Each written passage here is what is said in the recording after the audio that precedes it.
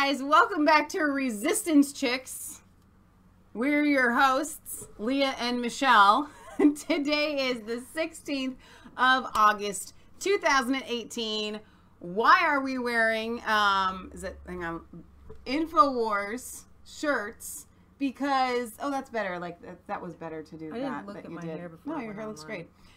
We are wearing InfoWars shirts because one of you lovely, lovely viewers had them sent to us in our P.O. box. Once again, if you're going to send us stuff, you might as well have it shipped straight from the manufacturer, right? Because the shipping is free. Don't have it shipped to yourself and then sent to us. But the caveat there is that we have no idea who it is that sent it. So rather than open these on air to show you guys, we decided that we would just wear them today. We do not have a single InfoWars shirt. We buy a lot of their products because we need them. Survival Shield X2, thyroid stuff. We're in the goiter belt. Michelle and I noticed big changes when we started to... It's iodine is what it is, guys. Yeah. We all need iodine in our... so if you feel lethargic, if you feel just not right, just kind of like no energy, there's a possibility and a probability that you are low on iodine. Yeah. Now, the nascent iodine from InfoWars is what we get, which is really, really fantastic. We get nothing from this. There's no reason whatsoever for us to plug their products other than they work. The Brain Force Max is really, really incredible. Why do you think we're so smart? Why do you think we're so on the ball? Why do you think we're so quick on the money? Yeah, there you go. Our uncle had kidney issues, and we put him on a kidney supplement from InfoWars, and his numbers went up. So anyway, thank you to whoever has sent us these shirts in the mail. You know what? Hang on. Let me see. Is Chris here? Because if Chris is here, I'm going to do this right now. If he's not here, then we're going to do it later. Hang on. Let me go get this. So while she's getting that from Chris, I'm trying to find the article. I know Monsanto was hit with a huge verdict this week, and I would love to start with some good news. I couldn't put that in the title, you guys, but I'm so excited. Go ahead. All right, so I have been hearing Chris Holman. If you guys are not subscribed to him, you need to be, because he and Kelly PB Fam do a lot of programs together covering topics at length, far more extensively than we do. They'll pick like a topic, like the sex scandal or whatever, and go after it. They go live every Friday after us, like we would normally be going Friday at 9 p.m.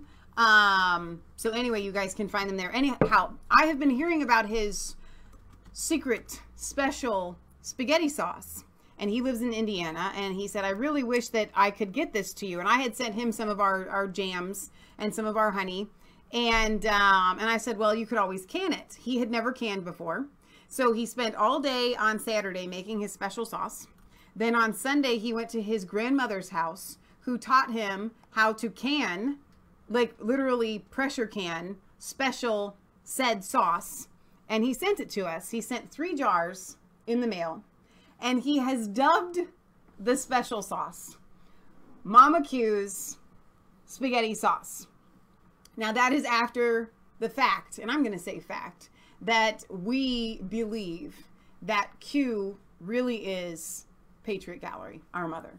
So he came up with that one all on his own. Mama Q's special spaghetti sauce. So anyway, thank you, Sergeant Holman, for making a special spaghetti sauce, Mama Q's. So we're going to make this, and I will let you know how it goes. You know what? As a matter of fact, I'm just going to smell it. I'm going to open it up because I can't not. I've been hearing about this for like ever. Oh, wow. Oh my, that's far better than I thought it was going to smell. Oh, that smells better than like Classico. That's like, I'm going to taste it. Oh my. Oh my gosh. Chris, that is delicious. That's really, really good. You can sell this. Then there's the issues of all the red tape that you go through when you try to. You could sell this. I'm really excited that you even make spaghetti sauce. That's oh my really gosh, good job. that is delicious. Fantastic. Thank you, Chris. All right, so we did our mail call at the beginning of the show. Why are we going live right now, Leah? Because tomorrow is I'm gonna go put this Maryland's in the fridge now. Memorial. Thanks, Chris, by the way. It's very cool. I'm actually just more excited that you made it. You took it to your grandma's. You pressure canned it together. I mean, I know how much work that is. So I feel it when you open up that package and how much work you put into that. And I'm floored because I want everybody to be making their own spaghetti sauce. It takes a very long time to make your homemade spaghetti sauce. It takes a lot of tomatoes. And to pressure can it, and I just picture you with your grandma, and it's so cute. It's still, the flavor is still in my mouth. It's really good. All right, so Roundup's $289 million cancer verdict opens up floodgates for thousands of other lawsuits. The angels are singing. I am rejoicing. The martyrs that have gone before are rejoicing. Bayer shares plunged Monday after subsidiary Monsanto suffered a huge blow last week following a jury awarding this California groundskeeper $289 million. Now, this is one case. I would think that this class action lawsuit would. I would love to see a class action lawsuit. Is what I mean to say. Right. Where many people who have been harmed by the effects of Monsanto would be able to take a piece of the pie. But I think that it's a warning. It's a blow across the bow for Monsanto. I do not have the time to go into the fact that Bayer has bought Monsanto. Oh my gosh. To try to cover Monsanto's bad name. But the idea behind Bayer, it's not just to cover Monsanto's bad name. It's because they are thick as thieves as far as corruption and poisoning people. Bayer has a history that goes all the way back to the Nazi concentration camps and their death camps. Okay, that is Bayer. IG Farben, we know. We only found out about this last year. IG Farben was the company that created the gas. They were the ones that convinced Hitler to bring in the Jews for workers. Right. It was all what you don't hear about, and what is completely whitewashed in history is these working camps in Auschwitz and things like that. They weren't. They were IG Farben camps. They were labeled IG Farben. Right. They were testing out these things on humans. They were getting them to work for them. Exactly. Forced labor. And imagine this, though, for a second. Okay. We just saw Dinesh D'Souza's movie. The Death of a Nation. I'm going to see if I can find this.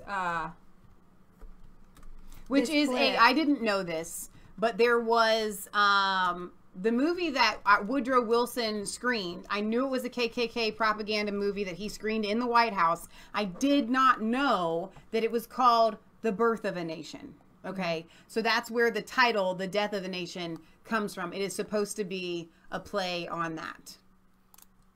I want to see if I can find. There's a clip, and I know Dinesh just played it a couple times,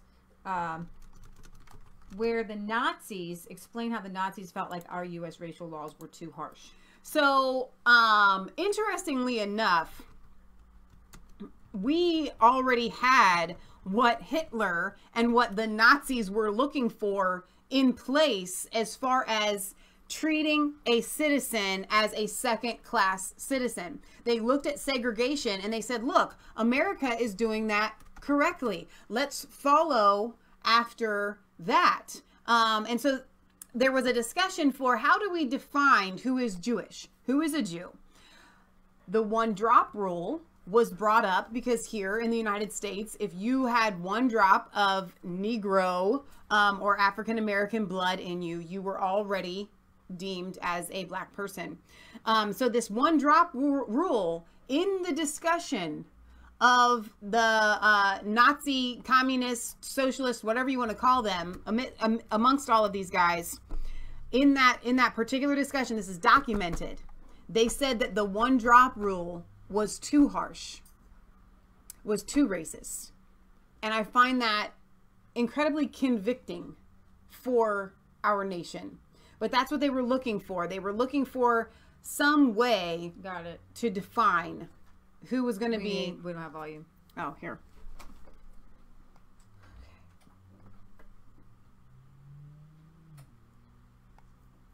Wie identifizieren die Amerikaner einen How Neger? does America identify the Die Negro? Ein-Tropfen-Regel. The one-drop rule. Jede erkennbare Any Spur discernible schwarzer black Abstammung ancestry heißt, makes dass one man count als as black. Schwarzer gilt. Menschliche Härte.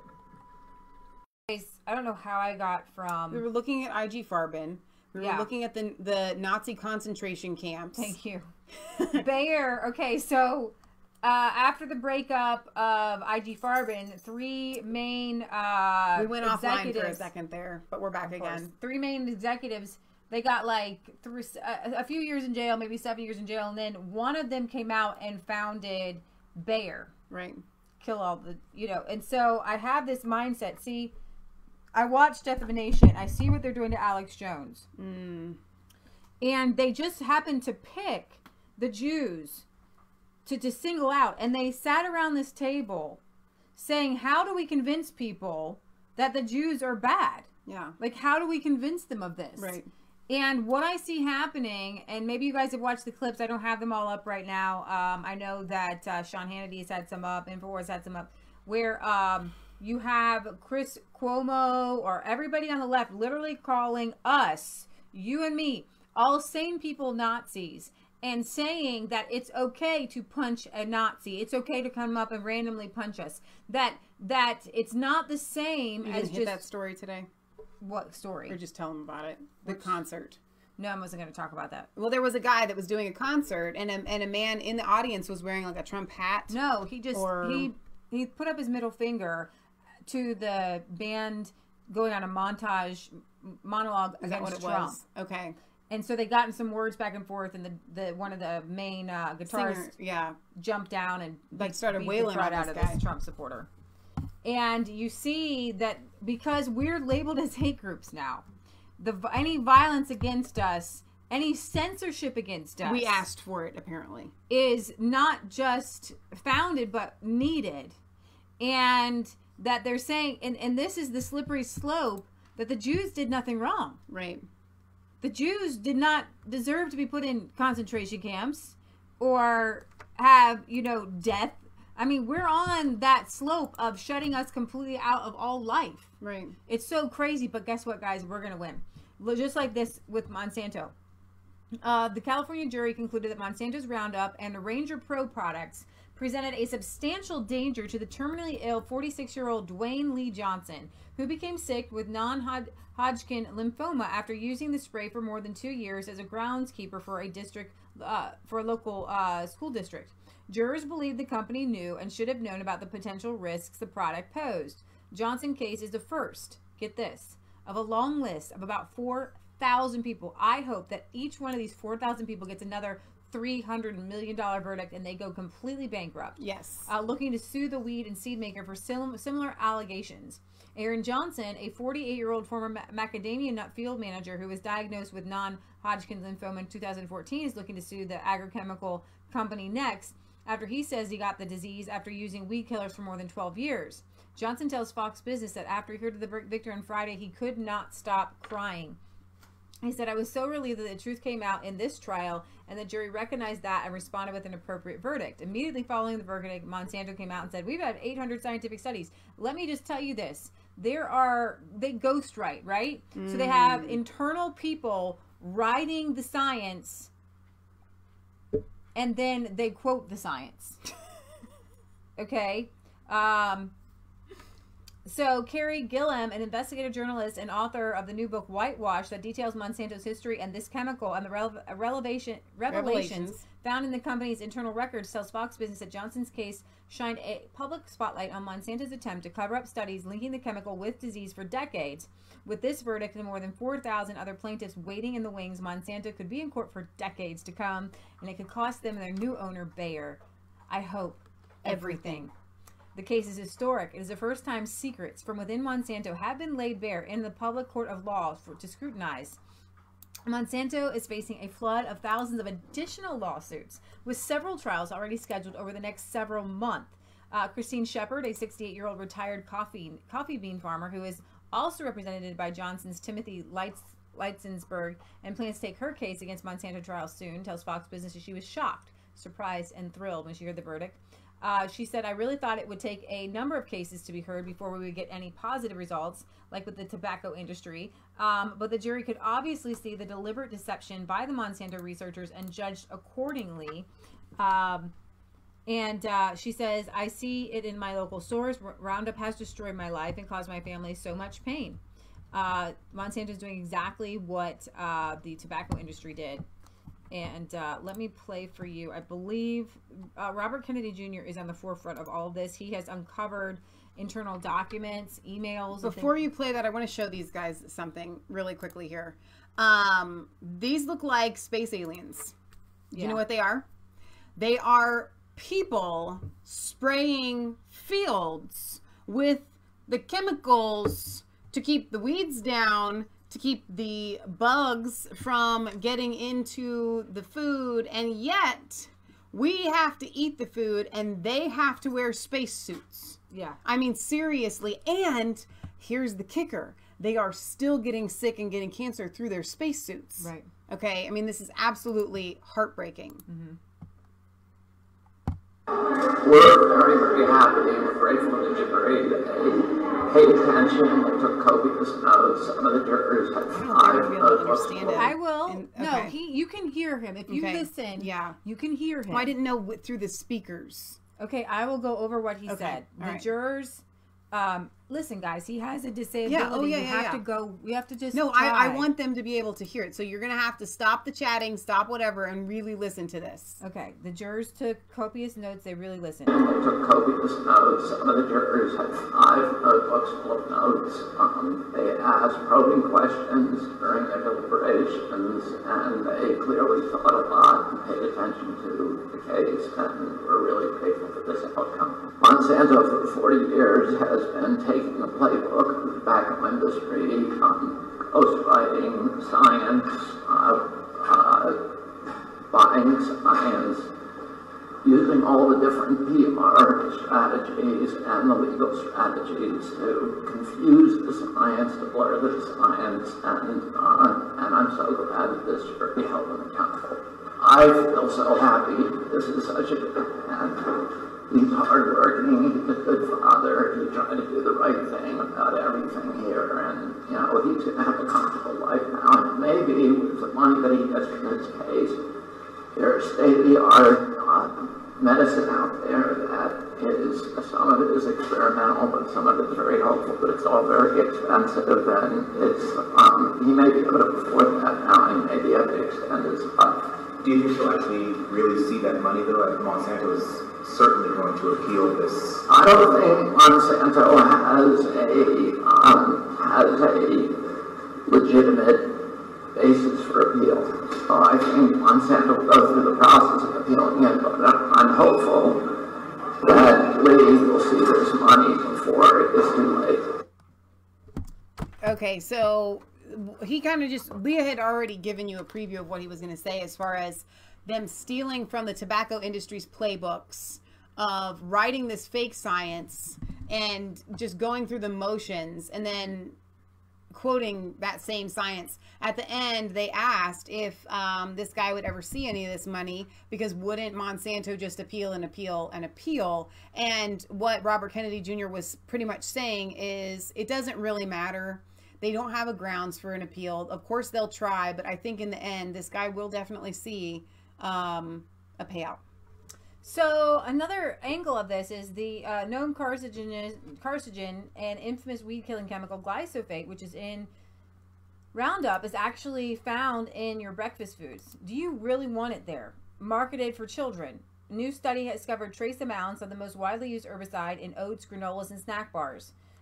Concern over glyphosate has continued to grow in the United States for recent years, although the chemical may be safe in some amounts sprayed on weeds. If certain safety precautions are taken. In fact, 31 out of 45 tested products had levels of glyphosate that were higher than what many scientists consider safe for children. 45 samples of products were made with conventionally grown oats. I think oats are some of the most dangerous with the glyphosate, that somehow they suck it in a little bit more. Which that makes sense. And so when we think about when you look at people who are obese, when you see autism, when you see all these different things, realize that our bodies are being bombarded 24/7 with chemicals we can't see, we can't test for. Right.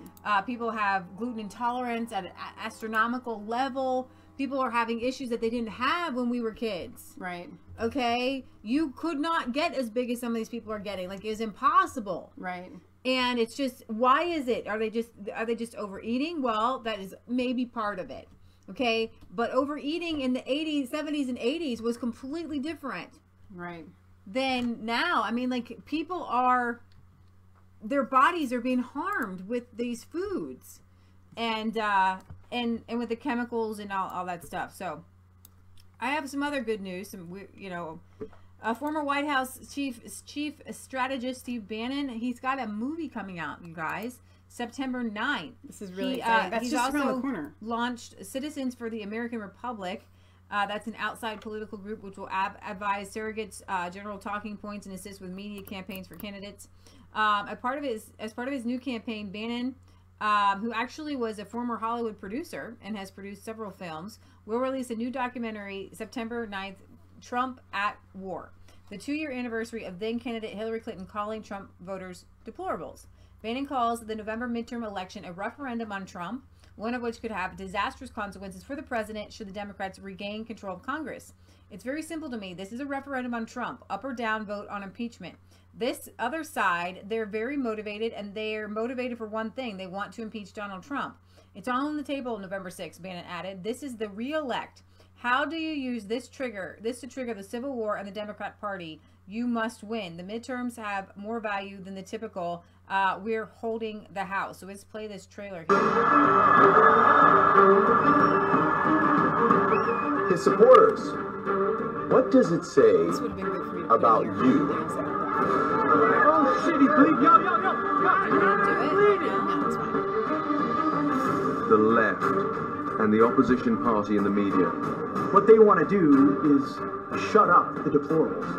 You continue to make excuses for this man for his vile behavior. Doesn't that make you just as bad, if not worse, than him? So what they're saying is that we are just as bad as Trump, and Trump is a Nazi, or we're worse. Mm-hmm. So, which, if you want proof that 50% of Americans that Trump is not a Nazi, and how Nazism and that whole socialistic mindset, the fascism, is totally linked to the left and is irrevocably so. The fact you need to go and watch The Death of a Nation. The fact that was that Don Lemon just said that if you're supporting Trump or making an excuse for Trump, you're just as bad or worse than him. They want to impeach him and they want him in jail.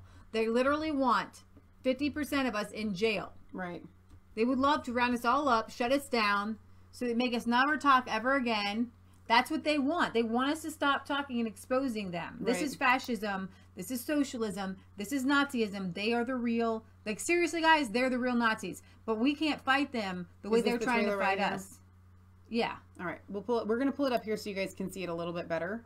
And so we're going to finish it on so you guys can see it straight up. Or what are we in?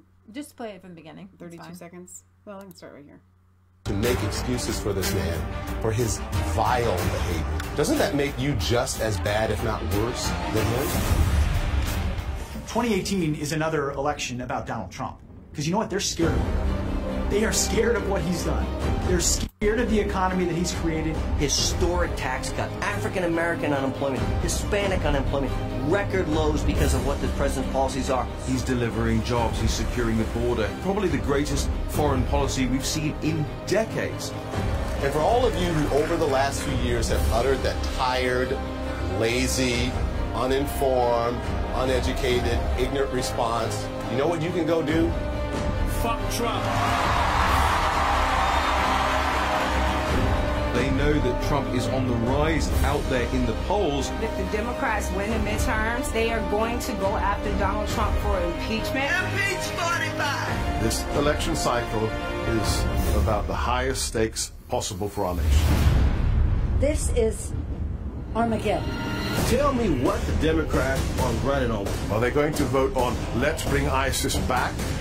They have no answers. so they resorted to racist and xenophobe. What we've got to do is fight in Congress, fight in the courts, fight in the streets. We will punch some people in the face. A homeless woman confronted as she showed her support for Donald Trump. This is a cultural war.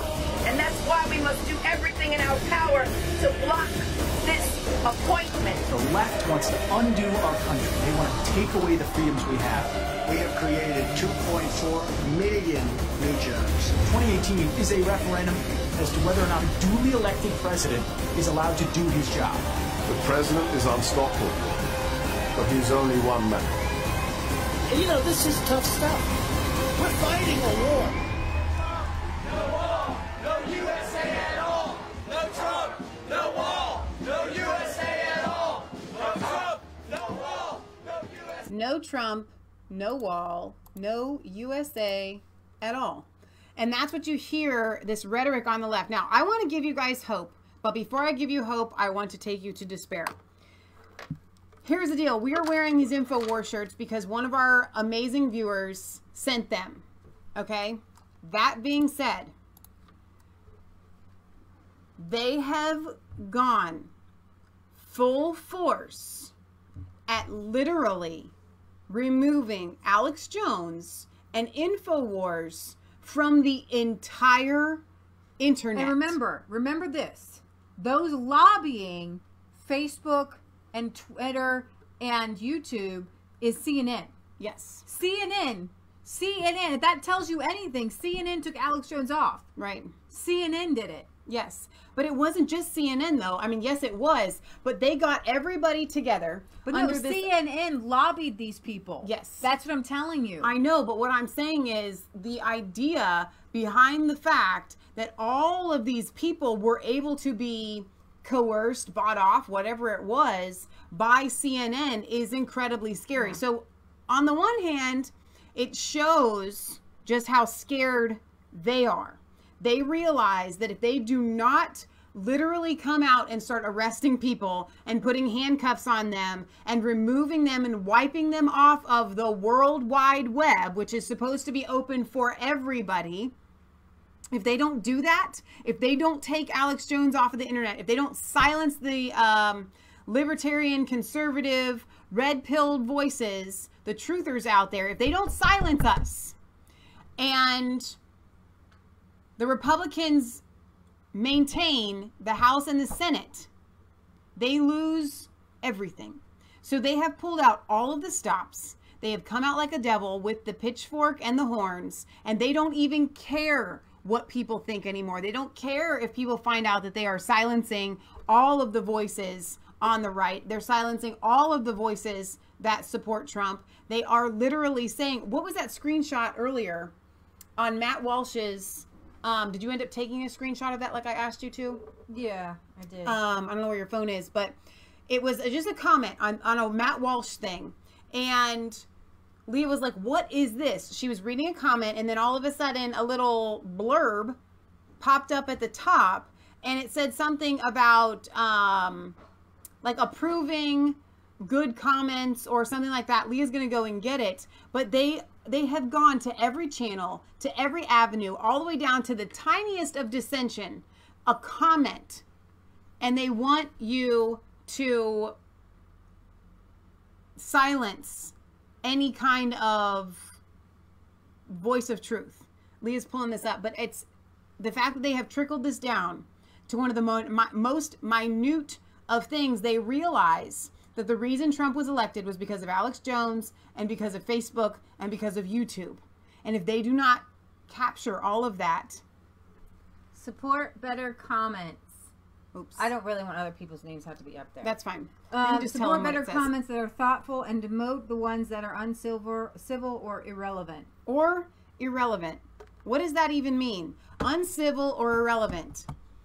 They realize that just through the comments on Facebook, real people like you and me commenting on a post can get a president elected. So like you were saying in the car, they are literally rigging or trying to rig this election. This is one of the largest, this is the largest case of election fraud that has ever existed. this campaign that they have launched, what they are doing. Somebody has to stand up, because Leah said earlier today, if Trump does not do something about getting Alex Jones back on the internet and stopping this censorship on Facebook, the Democrats will take the House and the Senate.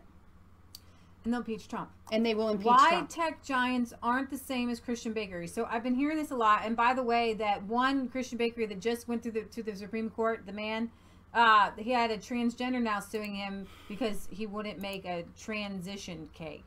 So everybody is kind of done with it. Like all the comments, it was a Yahoo article were like, are there seriously no other bakeries in Colorado? Oh my gosh. You know?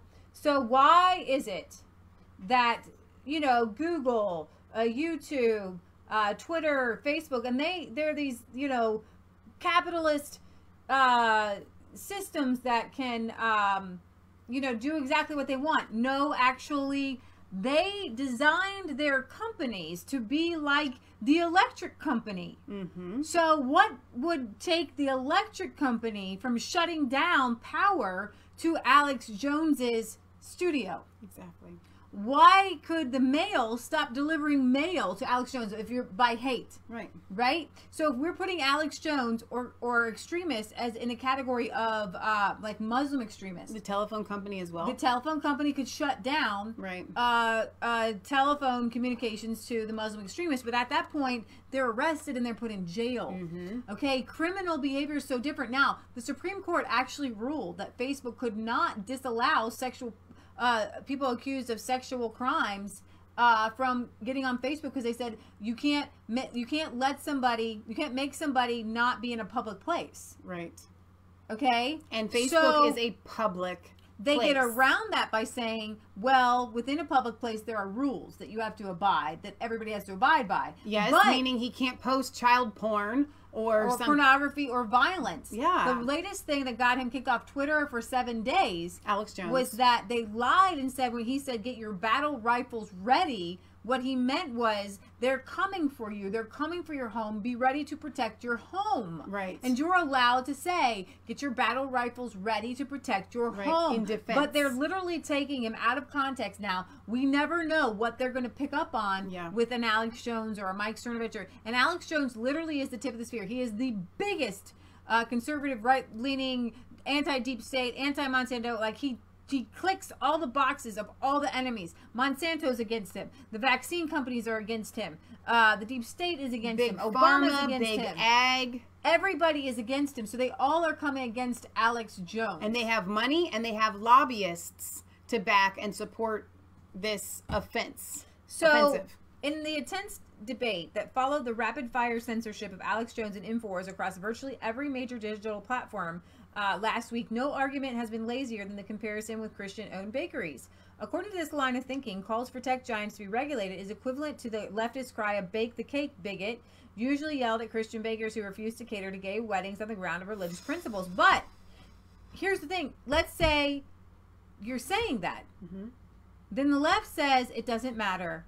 You should let Alex Jones stay on the internet, even if he is a bigot, or even if he is whatever. Right. So you had these neoconservatives, this guy from the Weekly Standards, coming out saying that getting Alex Jones off of these public spaces is legal, but it's really not. And what we're seeing is lawmakers are starting to wake up just a little bit. I don't understand why they're not. They're going the Russia hysteria. But people like Matt Gaetz or even like a Jim Jordan, I don't understand how they don't see that the very people who are supporting them, we're being silenced. We're being shadow banned. You are vicariously being shadow banned. Just because Matt Gaetz and Jim Jordan and a couple other people on Twitter saw their specific names being banned, it's kind of embarrassing, and it is a little bit hurtful for a Donald Trump or the representatives to see that those of us who support you, we're not allowed to support you. Right. Like they're shutting us down supporting you. You do understand this, right? Yeah. You're going to lose your seat because of this. So you'll find that the vast concentration of power in Silicon Valley is a little different from a small town baker. That baker does not have the ability to shut your whole entire business and livelihood down. Okay? This is not the same. If you ever run into a classical liberal or free market libertarian who insists that Google and Facebook shouldn't be regulated, ask them how the founding fathers felt about the concentrations of power. Okay? If they bring up Christian bakeries, explain these differences. Christian bakeries can't kill your business. Financial institutions are heavily regulated, in part because failures on their part affect the livelihoods of so many people. If a bank messes up, people can lose years, even decades of investment. And right now we have credit card companies who will not run credit cards for gun people and different things like that. Social media companies. If you're an NRA member, there were credit card companies that came out that were saying, you know what, we're not going to allow you to even make a purchase. And I'm wondering, do they do this for pornography? Right. Have grown to a similar level of influence when Facebook tweaked its algorithm largely without warning in January. It cut traffic to non-political viral website Little Things by 75%. The website had to be shut down, laying off a 100-strong workforce. Back in January, when all of our feeds on Facebook, we were just talking about this, switched to the same, I love my friends, the same child pictures of the same 10 friends. I have like over, so I don't know how many friends I got, I got a lot. But I like see the same 5 friends over and over again. I love your kids, but I get on Facebook. Facebook changed. It went from, hey, I'm going to connect with my old high school, college friends, to people created pages, people created businesses.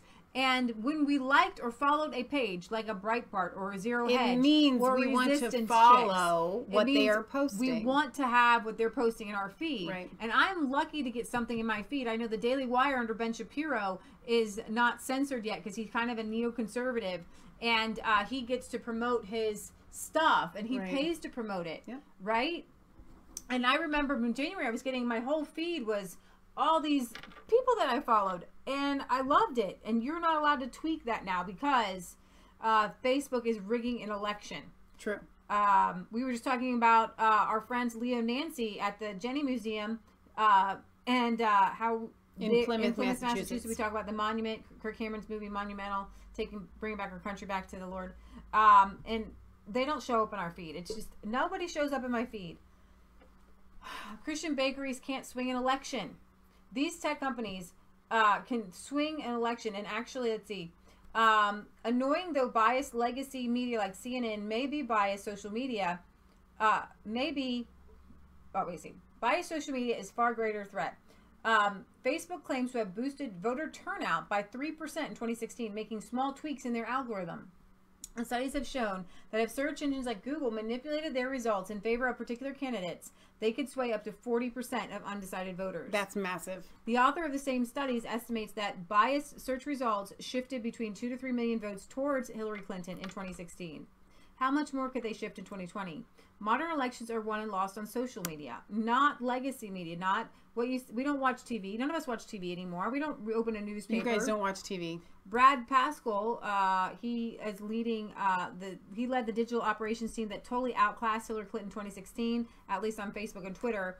And the Democrats know this too, which is why they're working so hard to turn social media platforms into little more than conduits for the legacy media. That's exactly what they're doing. They're turning it to, okay, we're going to allow CBS, ABC, CNN, MSNBC, we're going to allow them to be the top search results.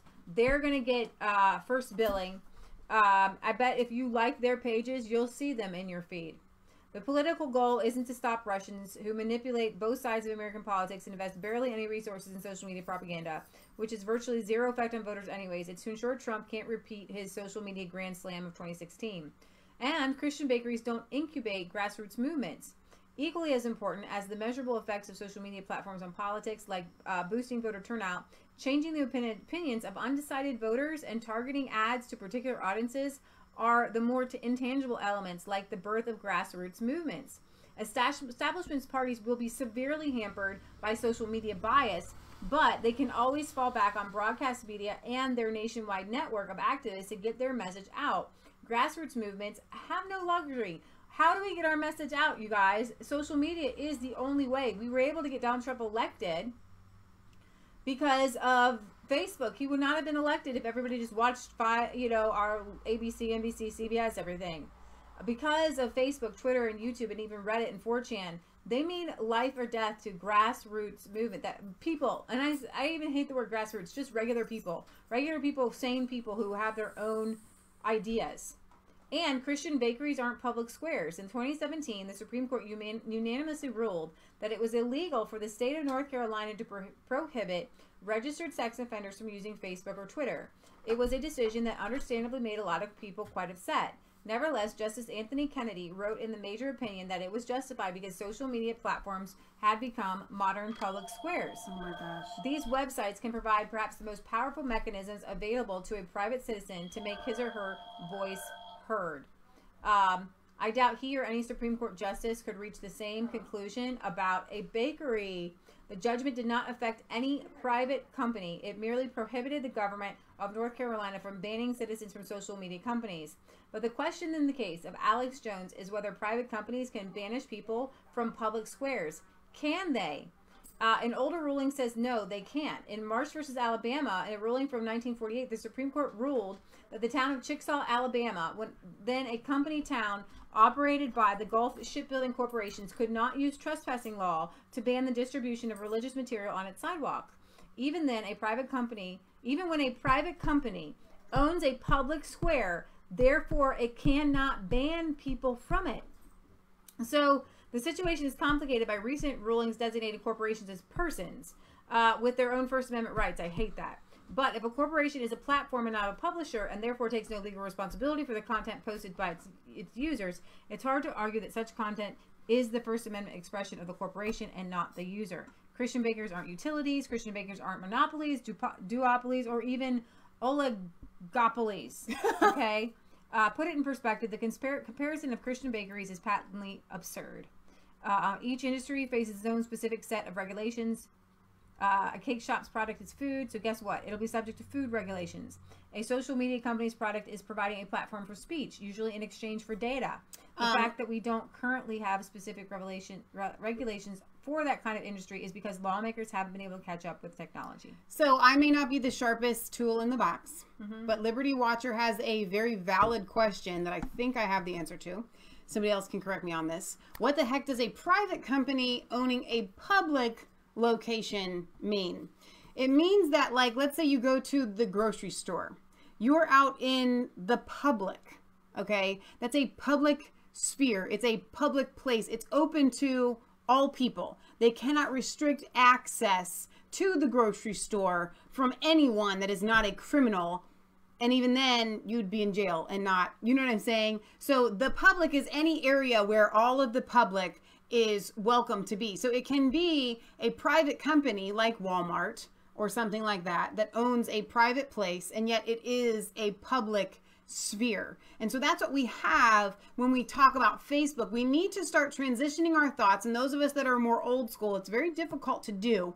We view the internet as something completely ambiguous and separate from real life, okay? That has shifted. It is now something that is real life, takes place on the internet. You're experiencing a real life encounter right now with Leah and I in a public place called YouTube. It is not restricted to anyone. It has been shared. Anyone should, at least in the United States, be able to access this content and show up and watch what we are producing here. And so that is a private company, Walmart, aka YouTube, in this parallel scenario here, owning a place where it is open to the public, and they cannot restrict access to anyone from going there. Now, if you guys think that I didn't explain that correctly, you can do better in the comment section. So I'm going to see Rand Paul literally handed Donald Trump a letter. Rand Paul so much. Just a lot. So let's hear a little bit on his dad's show. Son, Senator Rand Paul. Rand, welcome to our program. Glad to be with you. Thanks for having me on. Well, good. You're so cute. You've been in the news lately. From our viewpoint, it's been very good. Make it bigger. But I understand not everybody welcomes you with open arms because you're willing to go and visit with and maybe open up some doors with Russia, which we've always thought was a good idea. And we would like to visit with you on that. Just refresh our memory about when you went over there and how long were you there. And then we'll talk about what went on exactly in Russia with your visit. You know, we were there for about a week, and we were lucky enough to get meetings with their Federation Council, which is like the Senate, that's the upper body of their parliament, and also with the Duma, which is like our House of Representatives. We also had an exciting meeting with Gorbachev. Exciting. And I think a lot of Americans have forgotten that Ronald Reagan and Gorbachev got together, despite our differences, despite the long history of human rights violations by the Soviet Union. We still came together because we thought it was important to try to reduce nuclear weapons and to try to lessen nuclear tensions. And I think people have forgotten about that, and I think it's a good idea to remind people that dialogue's important. Currently, the Soviet Union and the United States still have about 90% of the nuclear weapons, and I think it's incredibly important that we have dialogue. Well, Rand, one of the things that interests me is what the reaction might be with your colleagues, because they didn't all of a sudden cheer. What kind, before you left, were people criticizing you and saying, why are you doing this? And when you came back, did they have a more reasonable approach? Is what they say publicly much different than what they tell you one-on-one? You know, my goal this week is, I've just returned to Washington, is to meet one-on-one with members of the Foreign Relations Committee, both Republican and Democrat, to see if any of them are interested in a follow-up meeting in the fall where some of the members of their parliament would come over here for discussions. I'm not sure what will happen, whether or not anybody will embrace us or not. I can tell you that when the president met with Putin in Helsinki, that almost every Democrat came out and said that he shouldn't even have the meeting. And so, really, we're at a point, I think, where our dialogue is worse than it was at any time during the Cold War, which is remarkable that it's this bad. But I think that there's a group of people, and you know them well, the neoconservatives, who really want to diplomatically isolate us. They really are diplomatic isolationists in the sense that they want no conversation, they want only sanctions. And really, as we ratchet up the sanctions, they're talking about now trying to limit any interaction between our oil companies and any oil interest in Russia. And Russia's perceiving this as basically an economic warfare. And I think this is a tragic turn because, as you've often said, you're less likely to fight with people you trade with. And the less we have trade, the more likely we are to get into conflict with Russia. You know, I think there's a lot of truth to what you said, but what I can't figure out is why is it that some pretty good progressive would, have been on our side, but all of a sudden they have reversed themselves. Can you explain why they do that? Is it connected to pure politics and partisan politics? It seems like it came out more that the progressives lost their way once this fight over the last election occurred. Who was colluding with Russia and that sort of thing, and all of a sudden they're unified. On a one-to-one basis, have you talked to anybody and said, "Hey, how come you're not joining us? You used to believe in this stuff." Historically, I think the Democrats were actually more open to discussions on nuclear arms reductions, and they were more open to dialogue with Russia than some Republicans. Now, almost to a person, the Democrats are hardliners. They want more sanctions, and they want less trade, and they really, part of the problem of sanctions is the sanctions are actually on their legislature. So we can't even have communications. What I keep trying to tell them is, even if your whole purpose is to complain about Russia, you can't even complain to them because you're not allowed to talk to them because of the sanctions. And so I think it's a huge mistake to have sanctions on their legislators. So the chairman of their Foreign Relations Committee in the Duma and in the Federation Council are both banned from traveling here. So I'm trying to get that reversed. If I can get that reversed where we could actually meet in the United States, that would be good.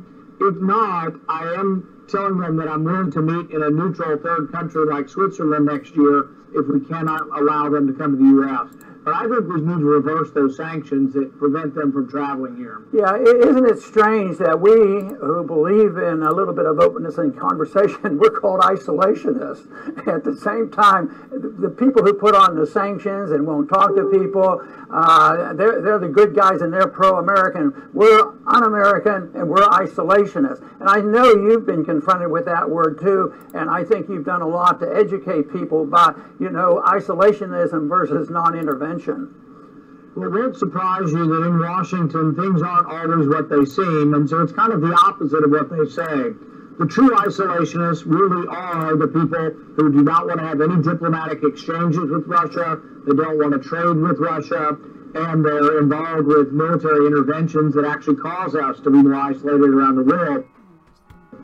One of the things and one of the reasons we need to talk to Russia is not only because we both have 90% of the nuclear weapons, but we're both in the midst of a military conflict in Syria, and I think there's always the danger of accidental war by being so close together and in such proximity. Also, in Syria, most people, whether you're Republican, Democrat, foreigner, domestic, most people are now saying there is no military solution in Syria.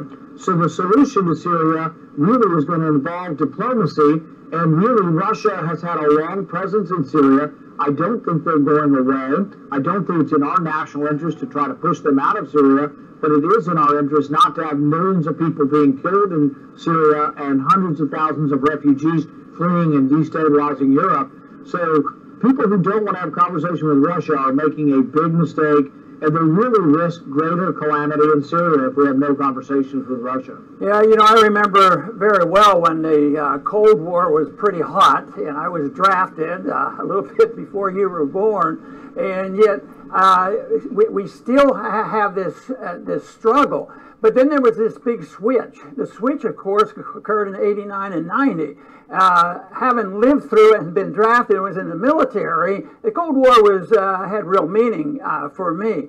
But in '89 and '90, with the downfall of the Soviet system, to me was dramatic, and I think historically it's going to be a big, big event. And I've always given a lot of credit to Gorbachev because he was an individual that if he had acted typically like the previous authoritarians in the Soviet Union, he would have responded, you know, with full force. But he backed off and allowed this to happen. And I know that you had a little conversation with him about this. And I think it's so fascinating because I think he is one of the most fascinating personalities of the 20th century. I think for this to occur, you had to have both Reagan and Gorbachev defying orthodoxy. The orthodoxy of the Cold War was we just keep developing more and more weapons, and we're at this impasse. And so for Reagan and Gorbachev to come together, Reagan had to defy some neoconservative criticism, the Blue Crystals and the whole, group of the neoconservatives that criticized Reagan for talking to Gorbachev. But Reagan had to rise above that, rise out of the orthodoxy of the Cold War and meet with Gorbachev. But likewise, Gorbachev had to rise above the traditional Soviet expectations of let's just build more weapons. And so at one point in the conversation, I asked Gorbachev, was there a moment in your life when you sort of said, I'm going to make things different, or I'm going to try to be part of some change?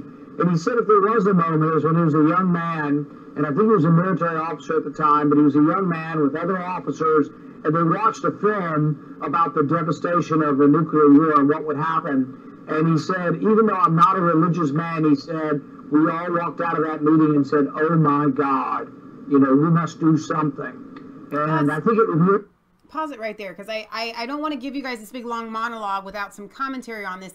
Because Rand's audio is a little bit muffled, so I want to kind of help interpret a little bit of this. But before I do, Magic Girl had an excellent comment when Ron Paul had said, when I was drafted, and then she's like, Dad, I heard that story 100 times, because we were looking at a father and son, for those of you that just may have no clue who we're listening to right here. But I want to break this down, whether you're too preoccupied in the chat or it's just hard for you to listen when Lee and I aren't speaking, I don't know.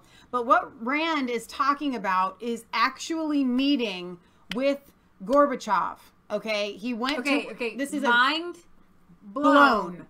Mind blown. Like, this is massive. Mind blown. Like, who gets to talk to Gorbachev about what he was thinking and what was going on, and the fact that he said that when he was a teenager, he watched some videos on what happens when you have a nuclear war. And other officers were watching and it too. And they said, oh my God, we can't let this happen. Right. So you literally have, I'm sorry. Go ahead. You literally have the Russians saying, I don't want nuclear war. What can we do? Yeah. What can we do to stop this? We don't want this. Right. And remember, most of the Russians didn't want to be communists, guys. They didn't want to be blown to smithereens. They didn't want to blow anybody else to smithereens. Russians aren't crazed people who want to blow people up. Right.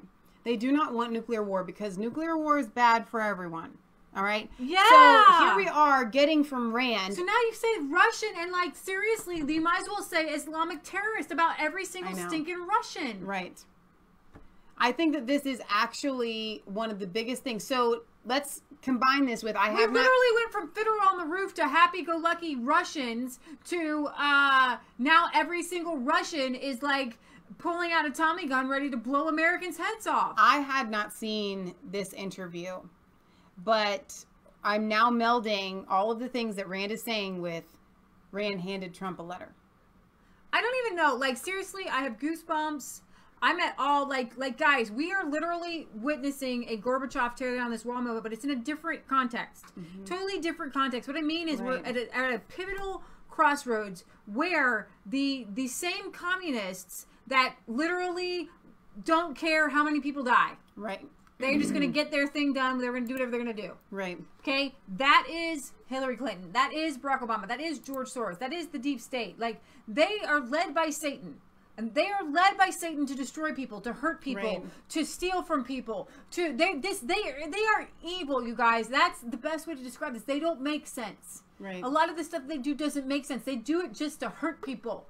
Okay? And the thing with Russia, the reason they're attacking Russia is because Russia is not communist anymore. Right. Because Russia came out of communist. They're embracing Christianity. But that's why we're still buddy-buddy with China.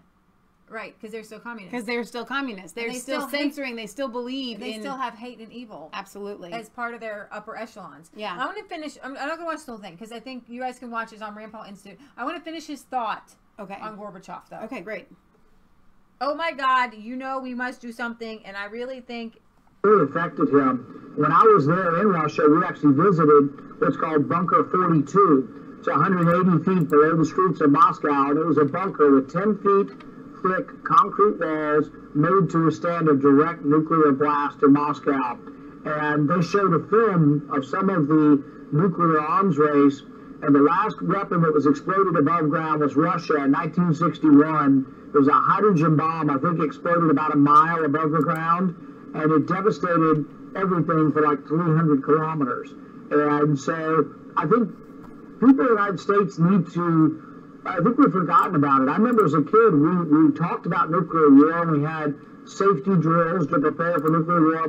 But I think the last generation or two, people aren't talking about it, and they've so totally discounted it that they don't realize how important dialogue is to...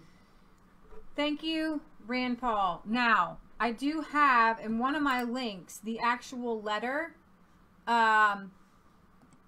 Okay, exclusive to Gateway Pundit. Trump delivered a letter to Vladimir Putin, and here's what it says. Gateway Pundit has obtained a copy of the letter that President Donald Trump gave to Senator Rand Paul to give to Vladimir Putin. So fake news here. I said that Rand gave Trump a letter. I think he did. I think it was... So from Putin? But I don't know. We're going to have to get to that. I always heard there was... I'm pretty sure that Rand got a letter to Donald Trump from Putin. Okay. But I'm well, let's start with the letter that went from Trump to Putin. Let's start with that. Yeah. So sorry guys if we're not totally clear on everything, but we do know this for a fact. So Rand Paul delivered the letter to the Kremlin last week during his trip to Moscow. I guess this is the way. I think this is the way it went. The letter penned August 1st begins with "Dear President Putin," but has President Putin crossed out with thick black marker and Vladimir written over it by President Trump to make it more personal. It states that he enjoyed the meeting and looks forward to the next one in D.C. after the new year. It remains my view that it is vital for us to engage and to aim at improving relations between our countries, the letter states. The official letter continues on to introduce Senator Paul, noting that he is a member of the United States Senate Foreign Relations Committee and a voice for expanding dialogue with the Russian Federation. The president explained he was going to be in Moscow from August 5th to August 8th. The president wrote that Senator Paul would like the opportunity to meet with Putin so that he could discuss several topics that the senator is interested in, such as legislative exchanges, parliamentary dialogue, cultural and educational exchange programs, increased counterterrorism cooperation, building on recent successes like the disruption of the St. Petersburg plot, which we had intelligence of a terror plot and we warned St. Petersburg of it, and they were able to break up that Islamic group, and the resolution of the military conflicts in Syria and Ukraine. The letter signed "Best Wishes, Donald." Senator Paul did not end up meeting with Putin during his trip, as he wasn't in Moscow, but did meet with members of the Federation. The Kentucky senator told the Gateway Pundit that his trip was a great success. "I think it was a huge success. Our first day there, we met with the Federation, which is the upper house of the Russian parliament, and they agreed to continue our conversation by coming to Washington in November. So we believe that we will have members of the Federation and the Duma Foreign Relations Committee come continue dialogue." Senator Paul and his team also met with Gorbachev, and we were excited to meet Gorbachev. I think Reagan and Gorbachev's meeting in the 80s were incredibly important. I think it's important for us to remember that despite our differences, controversies, and ongoing issues, dialogue is incredibly important. So Jay says more incoming collusion claims. I was thinking the exact same thing. They've already, you guys, I have been all over Twitter, and I am not going to bore you with the comment section on Twitter that literally has Rand Paul as a Russian agent. There are memes out there. Donald Trump and Putin are Donald Trump and Rand Paul are Putin's blah, blah, blah. The horrible, disgusting things. I want to read to you some other people's view on this. Our favorite representative, besides Jim Jordan, actually my favorite representative is Thomas Massey. He's the most real dude, and I've been around him personally. I like him. We don't have to put them in order. We can clump them all together. No, he's my favorite. He's my favorite. Like, seriously, he is my favorite because I know him. Like, I've been around him. Yeah. I've seen the way he interacts with people. I know. Yeah. Like, I get a sense of who he is. Sure. He's just totally laid back. Senator Rand Paul has returned from meeting with Russian officials, and as you can tell, he's up to some good. He's up to some good based on the howls coming from the partisans in both parties. Bearing an introduction letter for President Trump, Paul has met with Russia's top diplomat, invited the Russians to send a delegation to D.C., and generally aroused the ire of war enthusiasts wanting to provoke the Russians, not talk to them. I'm used to hearing John Bolton make insane statements like when he called Russian hackers messing with our election an act of war, but a number of Democrat lawmakers have echoed that very line. The action of Russian hackers and propagandists during the 2016 election are certainly worthy of condemnation, blah, blah, blah. But an act of war, seriously? Paul says, we should stand firm and say, stay the heck out of our elections, but we should not stick our head in the ground and say we're not going to talk to them. Remember, we are in everybody's elections all over the entire globe, so whatever. So Rand Paul is not saying that, you know, Russia's totally our buddy. They still have some crazy people in leadership. We have been to Russia, and we had those real Russian dolls. And Gorbachev's... We are the Russian spice. Gorbachev's birthmark. I have always loved it. It looks like South America to me. I want to just read a little bit of this. This is Rand Paul himself saying, on my recent trip to Russia, I spent an hour with Gorbachev. I told him that in the West, we are grateful that he and President Ronald Reagan defied Cold War orthodoxy to significantly reduce our country's nuclear arms. And I asked him whether there was a moment in his life that he realized he might shape history.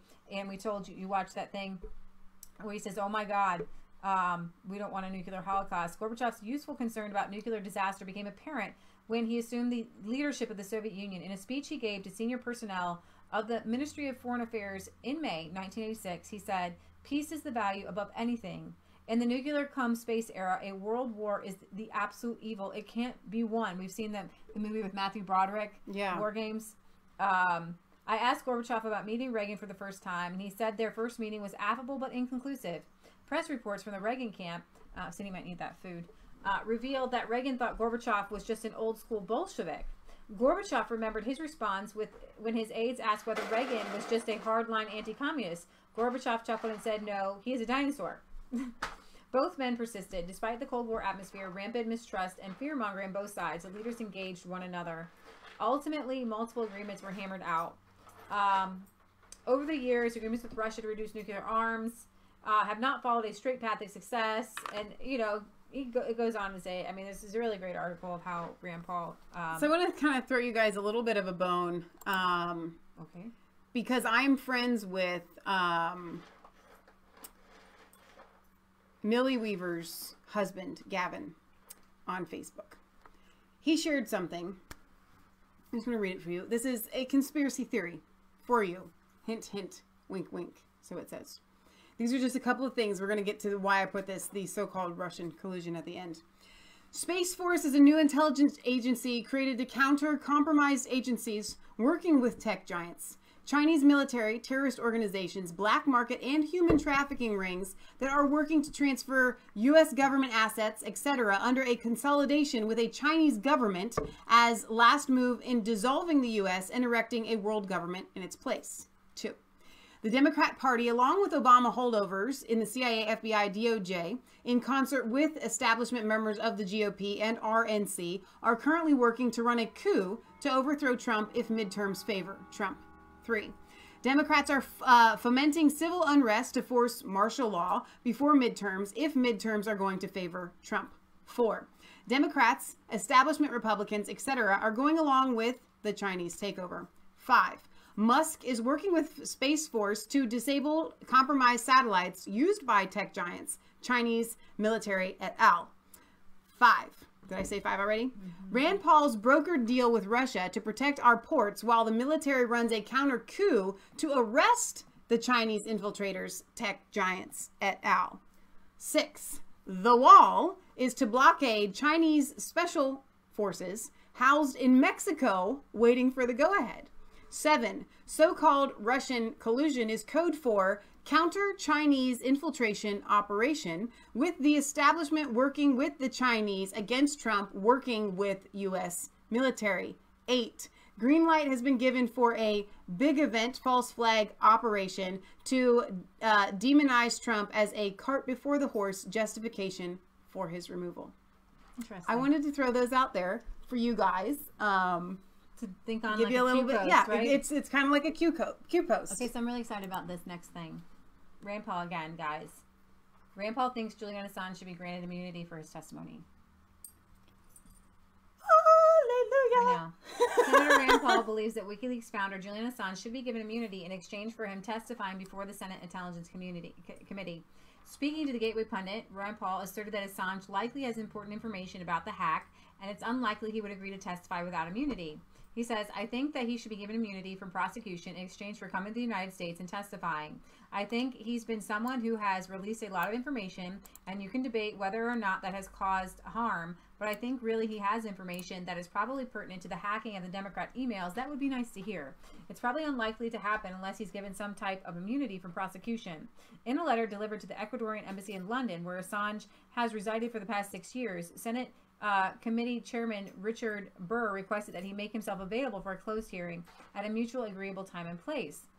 The committee has requested for him to appear in person, but Assange, in theory, could testify through the use of a video live stream, but they'd have to give him internet back because he doesn't have any. Right. The inquiry has asked for him to appear in person at a mutual agreeable time and place. We are seriously considering the offer, but must ensure Mr. Assange's protection is guaranteed, says a member of Assange's legal team. Christine Assange, Julian's mother, she has a whole list of things she would like to see happen. She wants to see an end to the WikiLeaks grand jury, a dismissal of all charges against all WikiLeaks staff, safe passage for him to a nation where he can receive medical care, and an agreement there will be no further U.S. extradition requests. She would also like to see the testimony conducted publicly through Skype.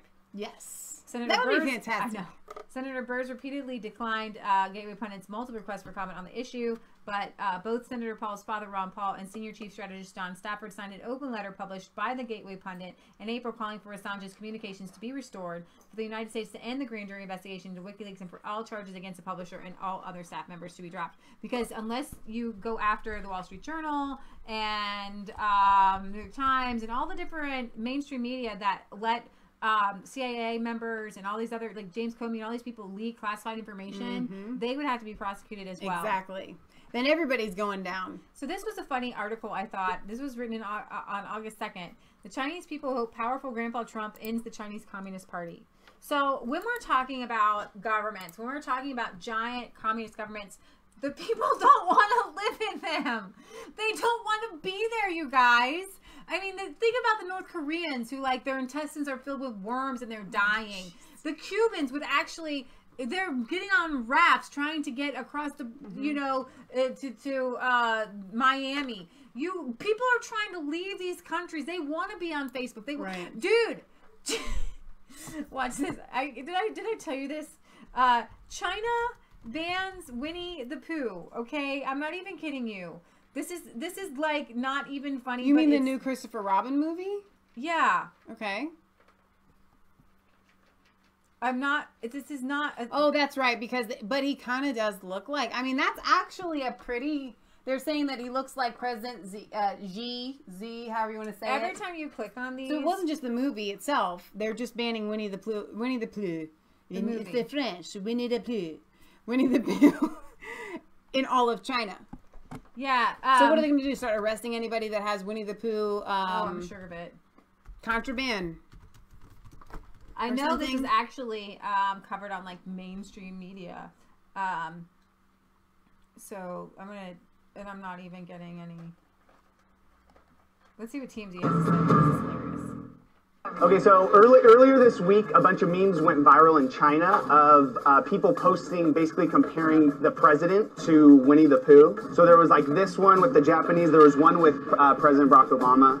And so basically the government banned all posts of Winnie the Pooh on any social media or any website. Why? Because they were comparing like the president to Winnie the Pooh. I'm confused because you said they did that with Barack Obama. One of the examples was a picture of Barack Obama with him. Barack Obama with Winnie the Pooh. But it's pretty accurate. So Barack Obama's Tigger. Oh, God. Tigger is fun-loving and smart. You want to be Tigger. No, Tigger's not smart. The brains of the operation is Piglet. So that would be TMZ acting crazy. But anyways, you guys, I'm not even kidding you. The Chinese people, they do not want to live under this craziness. I'm not even kidding you. So, people in the United States and other Western countries may have called Donald Trump a lot of names, but in China, many people are calling him Chuan Daiyi. Chuan, I don't know if I'm saying that. Chuan. If you try to make a Chinese accent, Chuan Daiyi. Wow. I'm pretty sure it's Chuan Daiyi. Chuan Daiyi is a Chinese pronunciation now for they're Trump. going to make fun of you. Or Da now they're going to say means that big you're or making great, fun and of the Yi Chinese means grandfather, accent. grandpa, or more broadly an elderly male. So Chuan Daiyi can be roughly translated as powerful Grandpa Trump. I'm not kidding you. For people who know the Chinese language well, the words Daiyi together carry connotations of affirmation, respect, affection, authority, capability, and more. What President Yi wants to be called. When people call someone Daiyi, it often means they are willing to follow this person, at least morally. Okay, see? And they would rather side with this man than oppose him. Although the party-controlled official Chinese... No, I'm saying this is great. Right. They want They want Donald Trump to succeed. They want him to come help them. Although the party-controlled official Chinese media has been depicting the West and the United States as a hostile force in the West, many Chinese citizens who know how to jump over the Great Firewall of China, we have a friend who can do this every once in a while, show their affection towards Trump by calling him Chuan Daiyi. They like his toughness, his personality, and the fact that he is super rich and successful. So a deeper meaning underlying the nickname is the fact that in the eyes of some Chinese people, Trump is daring to stand up against the Chinese Communist Party, which has been suppressing its people for decades, which is the world's biggest understatement. As they themselves might not have the courage or the ability to fight against the Communist Party, many Chinese citizens are happy to see Trump doing so.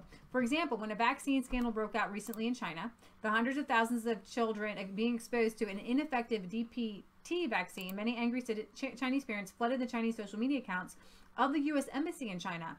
They left numerous comments and asked Trump to get rid of this evil government. Some even marked on maps the coordinate of 2 factories that falsified data and sold ineffective vaccines, and asked the United States to destroy these factories and produce chemical weapons with Tomahawk cruise missiles. People remembered that no justice has followed the 2008 baby formula scandal in China, which sickened 300,000 babies, hospitalized 54,000, and killed 6. Some Chinese intellectuals, commenters, and democracy advocates have said they think Trump can achieve more than just a Daiyi by bringing about political changes through economic means. Jin Yan, a Chinese commentator, wrote in an article that since Trump became president, the world has seen changes that have never happened since the Cold War. Trump is changing the world, and it's not Trump, you guys. It's us. We are the change. It's the power and the Spirit of God. Do you see that things are changing and the forces of evil are fighting back? That's why Alex Jones is being shut down.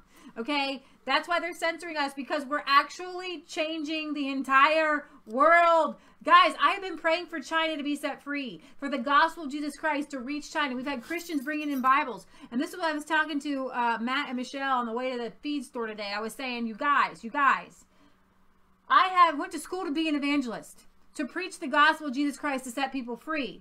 Okay, but literally the government-run church in the United States allows you to stay in this box of Christianity, and it really doesn't set many people free. Jesus, you get to sing your little hymns, you get to do your little things, and blah blah blah blah blah. You get to do end days. You can talk the end times to the end times is end timing. Okay, but that doesn't set people free. It doesn't get people out of a Chinese dictatorship. Okay, what gets people out of a Chinese dictatorship? Truth, red pilling people, showing people the vast conglomerate and how things fit together. For years, you've had people showing I.G. Farben, okay, or Bayer, or some people are specialists on the public school, and they had all these homeschoolers, right? And some people have been special. I feel it. Okay. Yeah. We went to see Dinesh 6 shirts on, and the young teenage guy, we told you guys this, he was like, "Hey, I bet I can tell what movie you're going to go see." And we were like, "So are you like into?" And he goes, "Conservatism." I was like, "Yeah." And I was like, "Have you heard of Alex Jones?" He's like, "Isn't that the guy?" No, they did kick us off. Yeah. I love my life. No, hang on. We're probably still live on Facebook, though. We are live on Facebook still. I think so. See, every time you get to be talking about something that's like, I really think China owns Google and YouTube right now. I think that when you mention things like Winnie the Pooh in China, that's when they shut people down. I'm not even kidding you. I think we got shut down on the Winnie the Pooh. Right. How do we get back on YouTube? You know, it's telling me that Mass Faith 3 on our thing is still going. I'm not really sure about... You got internet in there, right? Hang on. Let me see. Let me refresh this and see what happens. I can't even talk about China. I'm serious. Oh my gosh. Tell you, China owns everything, guys. The big guys are China. If you're still following us on Facebook, because we're still live on Facebook. So we're still live on Facebook. I'm going to finish the article on China. Sorry, YouTube, you're going to miss it. So this Chinese commentator, Jin Yan, he thinks Trump has easily defeated the Communist Party's Hezong, the vertical integration efforts, with his own Lai Heng horizontal integration strategies, which is hilarious to me that they use these things. Both Hezong and Lai Heng are very famous Chinese strategies dating back to as early as the Warring States period, 475 to 221 BC. During that time, smaller countries tried to form different alliances to fight together against bigger countries. Yin thinks that although China wanted to adopt the Hezong strategy and form an alliance with Europe to oppose America during the trade war, Trump somehow turned the tables on the Chinese regime and reached a zero tariffs and zero subsidies understanding with Europe instead. He believes Japan, Australia, Canada, and even Russia will follow suit and become closer with the United States than with China. He believes Trump is a great strategist. Wang Shan, a Chinese language correspondent for French current affairs radio station RFI, thinks that both Trump's enemies and friends have all underestimated him. Not yet. Hang on. We're still going live on Facebook. Especially his determination to not let other countries take advantage of the United States, as well as his determination to end the unfair trade orders formed in the past 30 years. Because of that determination, Trump did things his own way, even while world leaders and media were condemning him, said Wang. Wang thinks that the world has also underestimated Trump's ability to declare economic war against the world. Since Trump took office, the U.S. economy has outperformed, and he goes on, he's got this comprehensive war. So I think this is pretty cool. He says, the perspective, an online Chinese language magazine thinks Trump has created a new era. So this is stuff that we're getting out of China from the people. Right. Right, guys? So we have had to start, for those of you that we're back on I Mass love my life. We have, I restarted it. It's going to be in a part 2. It just literally cut off. It can't resume. So part 2, even though we're going to finish up here shortly. We are getting ready to finish up here shortly. Okay, so court records filed yesterday tell us week in review.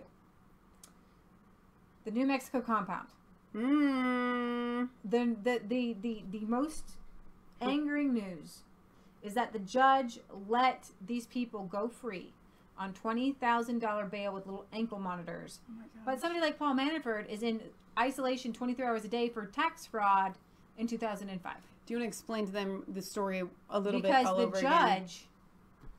No, I don't talk about Paul Manafort. No, about this compound. Not everybody knows what happened in this compound of child rearing to be suicide sisters and brothers. School Their shooters. father is a crazy imam who Linda Sauer says is her tutor and the best man in the entire world. Their father. These people they had 11 children, and they were starving them, and they were training them to be school shooters. They had dug like 100-foot tunnels. And the FBI wasn't going in. The FBI wanted conditions. They were squatters also. They were squatters. The FBI wanted a neighbor to go in with a hidden camera into a Muslim extremist death camp. How about the FBI person goes in with the hidden two important things. camera. At least some of the kids were there to learn how to fire weapons with the intent to commit a school shooting. And secondly, that sick little boy who was kidnapped by his father died and was buried at the compound. In all, police found 11 children with no food, water, or electricity, along with an AR-15 rifle. And these people are not a danger to society on $20,000 bond? Are you joking me? The judge, how is this trial going to go down when the judge says that she believes that the prosecutors are unfairly using their Muslim religion against them as to say they're dangerous because they're Muslims? No, they're dangerous because they kept kids in a thing. 5 30-round magazines and 4 loaded pistols. Were those parents who kept those kids in jail, were they granted bail? No. They weren't granted bail. They weren't Jay on goes, bail. I wonder why that was not on the news. Now, the county filed child abuse charges against these 5 defendants. The man on the right is Siraj Wahaj. 2 of the women are his sisters, the other his wife. The other male is Lucas Morton. He is married to one of the sisters. Now, according to court records, one of the children told a foster parent that the defendants trained the child in the use of an assault rifle in preparation for future school shootings. And the women are accused of transporting children across state lines for the purpose of receiving advanced weapons training. You don't get out on bond if you're training terrorists to kill a bunch of people. This judge has to be disbarred, put in prison herself. To commit future acts of violence. Now, after receiving a text last week saying we are starving, the SWAT team... So now, literally, if you are of the religion that shall not be named, you get special Treatment. privileges. Oh, absolutely. Even here in the United States. The suspects. If they were Christian extremists or whatever? Oh, During the FBI and Georgia, information was shared to us indicating that there could possibly be weapons on the compound. We also... These Texas sheriffs get a medal because they went in when the FBI wouldn't.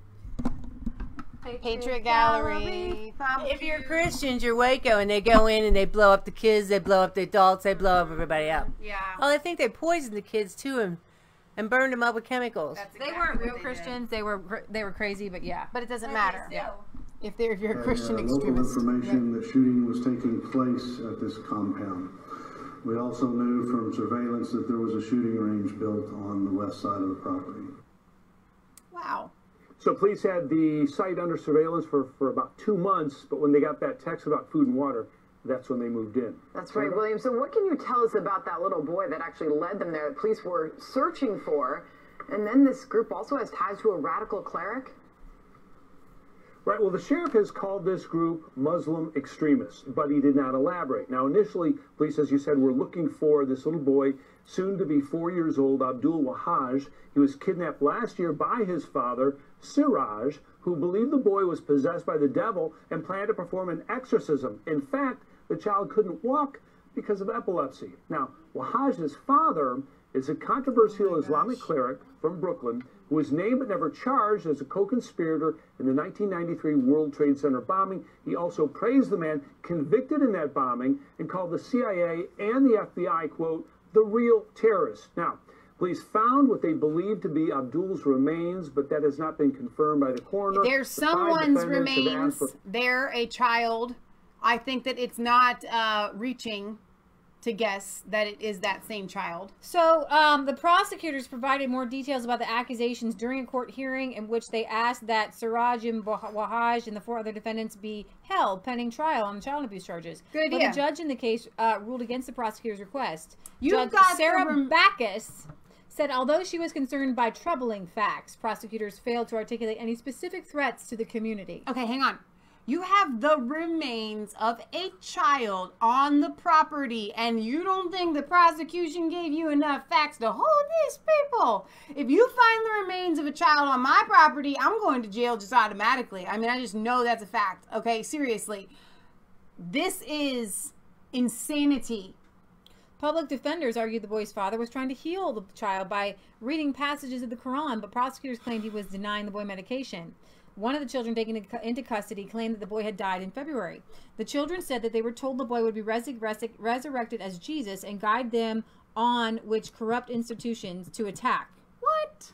So the children are telling them, they're not making these things up. They got these kids and they said that this child that died would be resurrected like Jesus and guide them on which schools to attack. Oh. And these people are out wandering around the communities in Texas. No, they have ankle bracelets. Come on now. Because that will Come stop on them now. from committing It wasn't some sort of immediately crime. clear if the remains of the child found on the grounds is his kid. Wow. The defendants were arrested, blah, blah, blah.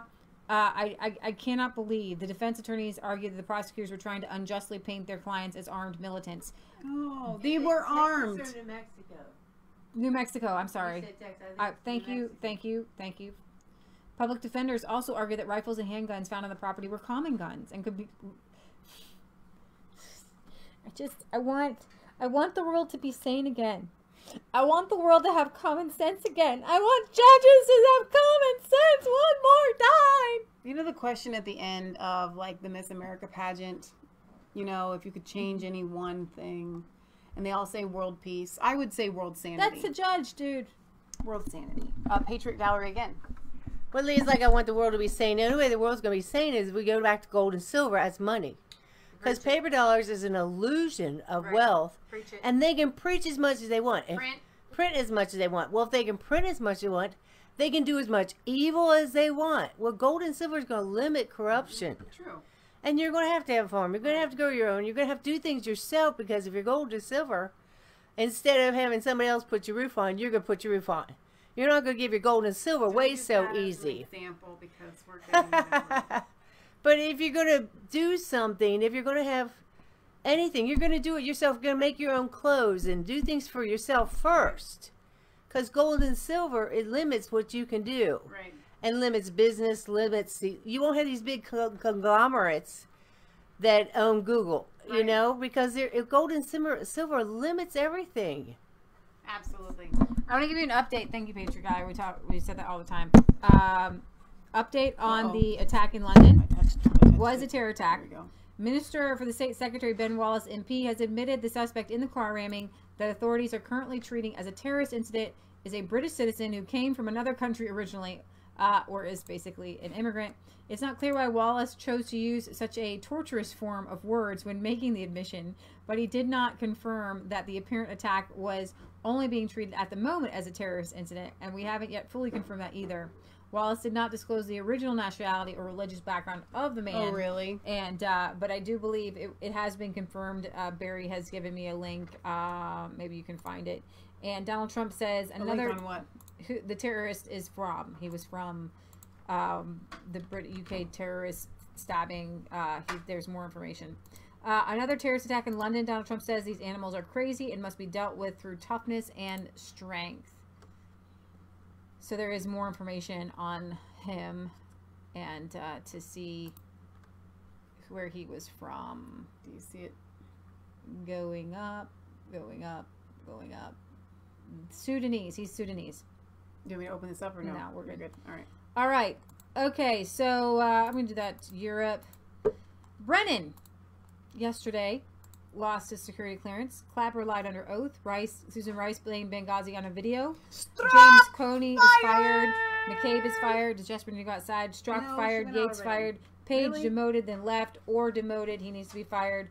Jasper, do you need to go out? Jim Jordan here. See, she left me. She left me. You just want a cookie? From the Hill today, House Republicans investigating possible abuse by the FBI and Department of Justice in the Russia matter, going behind closed doors, deposing a man by the name of George Koskis, a national security attorney with the Department of Justice, before talking later this month with Bruce Orr, a DOJ official linked to that anti-Trump dossier. Jim Jordan, member of the House Judiciary and Oversight Committees, is at the hearing. The Republican from Ohio, from the Hill, and surrogate day to you. Who is Koskis in all this, and what's his connection? Well, basically what you said, Bill, attorney in the National Security Division, a name that kept coming up as we had talked with other people in the FBI as a key player in both the Clinton investigation and the Trump-Russia investigation. So someone that we felt we needed to depose, and that's going on right now. I asked him a few questions just a few minutes ago, but now it's the Democrat hour, and so the Democrats are asking questions. So we'll see what we learn there. The more important one, I think, frankly, is the one coming up in 2 weeks from today when we have Bruce Orr, a key player in this whole affair, and someone, frankly, who's been demoted at the Department of Justice as well. Okay, Bruce Orr is behind closed doors in 12 days. Yeah. August 28th is the date I have here. Yep. What have you learned from him? Well, we know he's the key guy. Remember what Peter Strzok told us just a few weeks ago in the open hearing. It took me to the third round of questioning, but he finally admitted, yes, the FBI was, in fact, getting parts of the dossier from Bruce Orr, a top Justice Department official. So step back and think about this for a second. Bruce Orr's wife worked for the firm that the Clintons hired to put together the dossier. She's given it to Bruce Orr. He's given it to the FBI. It is never supposed to work that way in the United States of America. But in fact, it did. And of course, we know about this dossier. They dressed it all up, made it look like it was legitimate intelligence, took it to the FISA court to get a warrant to go spy on the other campaign, to spy on Donald Trump's campaign. So that is a big problem. Bruce Orr has a number of questions to answer, particularly how close his relationship was with Glenn Simpson, the head of Fusion, and Christopher Steele, the guy who was putting together the dossier, the MI6 agent hired by Fusion and working for the FBI. Just to slow it down just a tad here. Do you think Bruce Orr is the nexus to all of this? It seems like he's a key player. His name keeps coming up, and we got these emails just 2 weeks ago between him and Christopher Steele. And one of the interesting takeaways from those emails is just how close they were. It was Nellie, it was Bruce, it was Chris, it was Glenn. It was like they were all best friends. And the number of times that Bruce Orr interacted with Christopher Steele, and frankly Glenn Simpson as well. So that's a key takeaway from when you look at these emails. And there'll be lots of questions that stem from that as we get a chance to interview him in a couple weeks. Okay, two more quick things here. Rudy Giuliani wants an answer from Bob Mueller by the 1st of September. I don't know if that happens or not. Perhaps it does. Do you think Mueller's waiting on this Manafort verdict?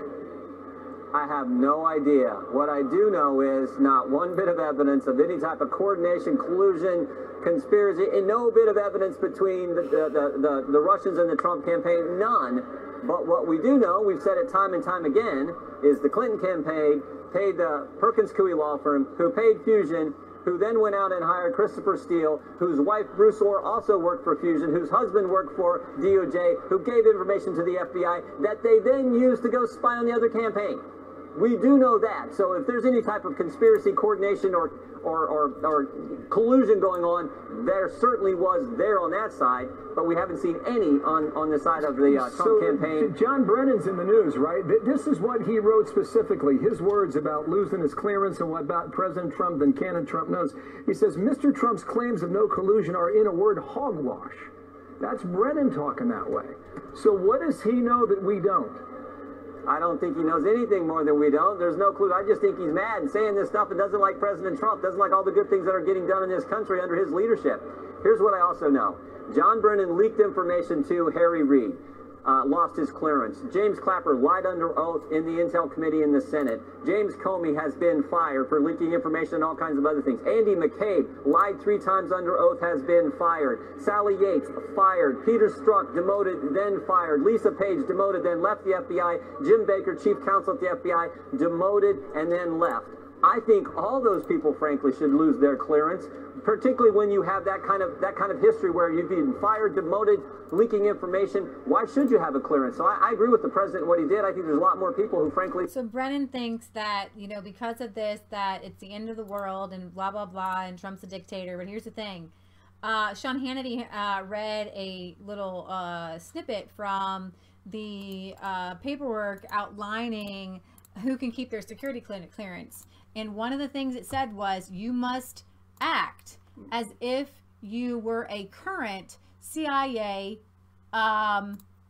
personnel. Are you serious? So if he can't be on, he shouldn't be on MSNBC and all these places and still have security clearance. Right. And secondly, he's going out bashing the president, saying all these horrible things, unhinged, saying he knows for a fact that Trump colluded with Russia, spreading all these lies. A current CIA employee would not be allowed to do that. No, absolutely not. You know, Jay sent me a picture just now. I'm going to show it to you guys.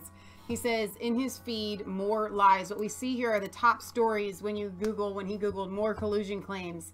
John Brennan, President Trump's claims of no collusion are hogwash. Former CIA Chief John Brennan slams Trump's no collusion claims as hogwash.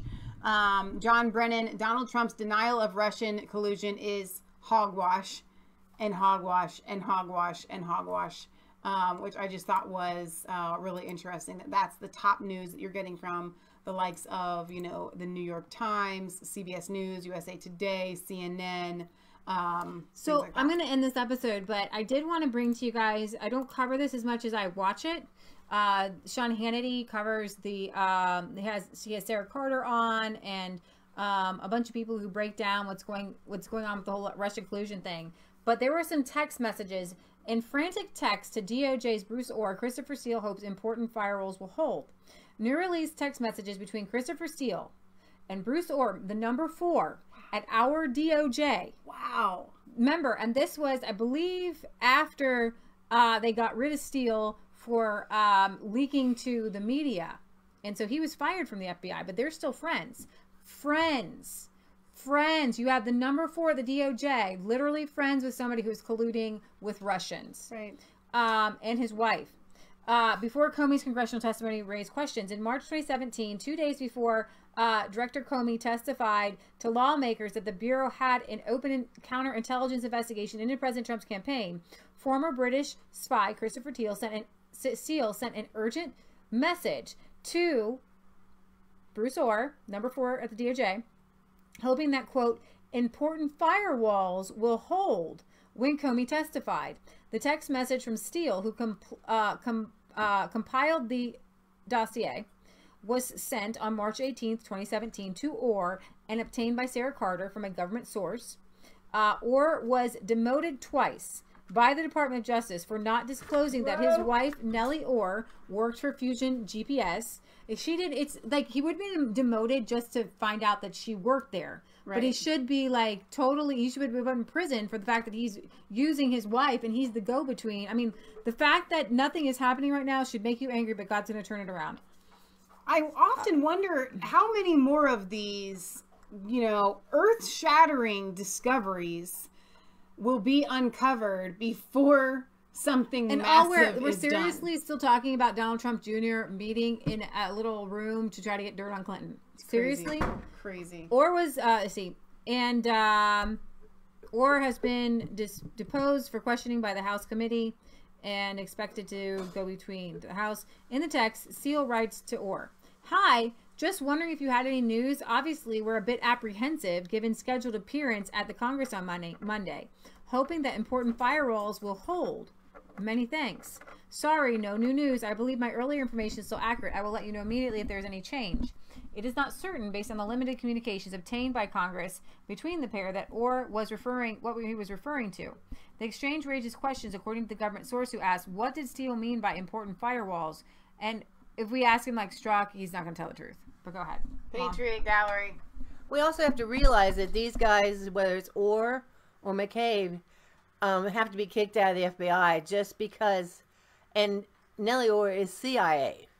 So these guys are not only getting their money from the government, but they're getting money from Hillary Clinton. Right. Because Nellie Orr worked for GPS, so she's getting money from Clinton and from the Clinton campaign. Exactly. And McCabe's wife is getting money from the Clinton campaign. So these guys have to quit the FBI because money from the Clintons is going into their household. So these guys are, in a sense, receiving a bribe from Clinton through their wives working for Clinton. Yeah. Okay. 100%. I'm going to totally switch veins because I want to end with this. I know it's sad, but we're going to sing some songs. There was a mass casualty incident. Dozens overdosed on a synthetic marijuana in New Haven. For all of the marijuana doesn't hurt anybody. Well, okay. Anytime you have some sort of substance like this, it can be tainted. The Office of Emergency Management in New Haven, Connecticut, has reported that 71 people who overdosed from synthetic marijuana and 52 of them near a Connecticut city park. The majority of the overdoses were located in the vicinity of New Haven Green, a park near Yale University. An official told CBS News that 25 overdoses occurred within a 3-hour span, and some overdoses were in multiples of 4 to 6 at a time. All those overdoses were in areas of the New Haven Green. At the height of the mass casualty incident, emergency medical resources, such as personnel and equipment, were overwhelmed by the number of victims stretching across the 16-acre park. No deaths were reported, but officials saw 2 people suffered life-threatening symptoms. The Drug Enforcement Administration quickly revealed that the drug was K2, a synthetic cannabis that induces a marijuana-like effect when smoked.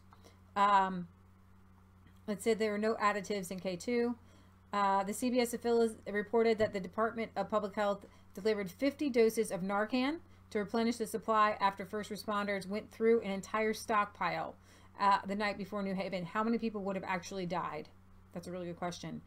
And you have pictures of people just... Okay, but I'm really confused as to why there is this flood of marijuana or synthetic marijuana in this specific park. What is going on? These people just they're dying. They're dying. I agree with Stuart the Brit. Dope is so cheap. Why do synthetic? No. You don't know what you're getting when you're buying from a drug dealer. That's the point. But why are the drug dealers selling synthetic? Well, maybe they're trying to kill people. You ever think about that? They want to kill people, guys.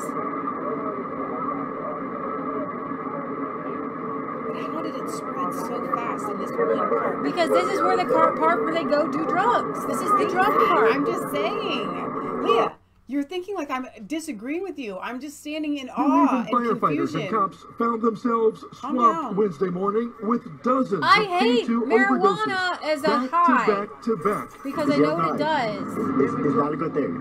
Not a good thing. It started just after 8 a.m. Most of the action in a familiar place, the New Haven Green in downtown. Many of the victims, friends of this man.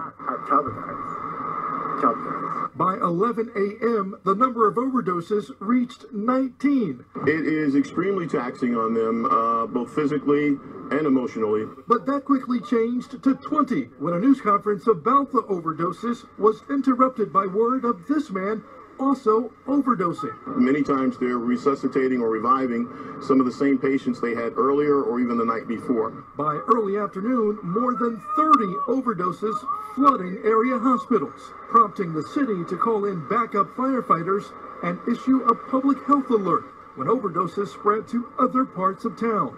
Then shortly after 2:30, news of a 37-year-old parolee locked up by New Haven PD's intelligence squad. I'm hopeful that with his arrest, we can put a stop to it today. All right, back live here on the... New Haven Green, which borders Yale University, has been the scene of 76 overdoses. So that would have meant without this Narcan, 76 people probably dead. Wow. The substance behind these overdoses is highly dangerous and must be avoided. That's crazy. That's absolutely insane. So on that note, I have a couple things I want to get to. Donna Terry sent me a message after or about our Grandma Marilyn, her memorial services tomorrow. And she said, I wrote this in 2003 when her dad passed. It was her first, and it is her favorite. And so I'm going to read it. It's called Touched. I have been touched. I have been touched. I've gone through life not knowing much, but now I know what I'm to do, share his love and spread his truth. The Lord, he waits so patiently. He waits above to welcome me. I now fear not my earthly end. To my heavenly home I will ascend. I have been blessed. I have been blessed. I've come to know his wondrous plan. I will abide his beckoned call and place my soul in his hands. I have been called. I have been called. From mortal life, I've been set free, embraced in love, his glorious love, to live with him eternally. Thank you, Donna. That is absolutely, absolutely beautiful. Then I did get a message quite a while ago that I didn't read on air from Gerald Brown. He's a UK viewer of ours, and I don't know how this didn't get read on air. I apologize. So I'm going back to it now.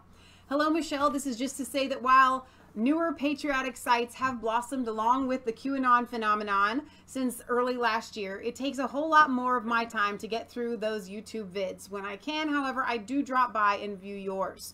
Not helped by the battle with getting notifications from YouTube goes on, or while the battle.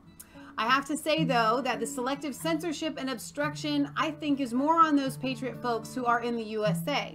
Lesser attention is being paid to those of us outside the US and the UK. Oh, how wonderful that 45th is the most unconventional prez ever. The MSM simply does not know how to handle except criticize. His support in the UK is so much greater than the MSM portrayed when he visited. FYI, the BBC seems second only to CNN in its leftist leanings and its level of misinformation/disinformation. If you can, look up skynews.com.au on YouTube for the Laura Southern and Stephen Molyneux interview. Sorry, I forgot how to spell. And his Melbourne 1-hour talk to Aussie patriots in the past few hours. Leah and you will be inspired by their oratory, composure, and elegance to their messages across. Take care. Much meta. That's a Buddha expression meaning love. Gerald in Sunny Crete, Greece. I thought that Gerald, I think he is a UK viewer that's living in Greece.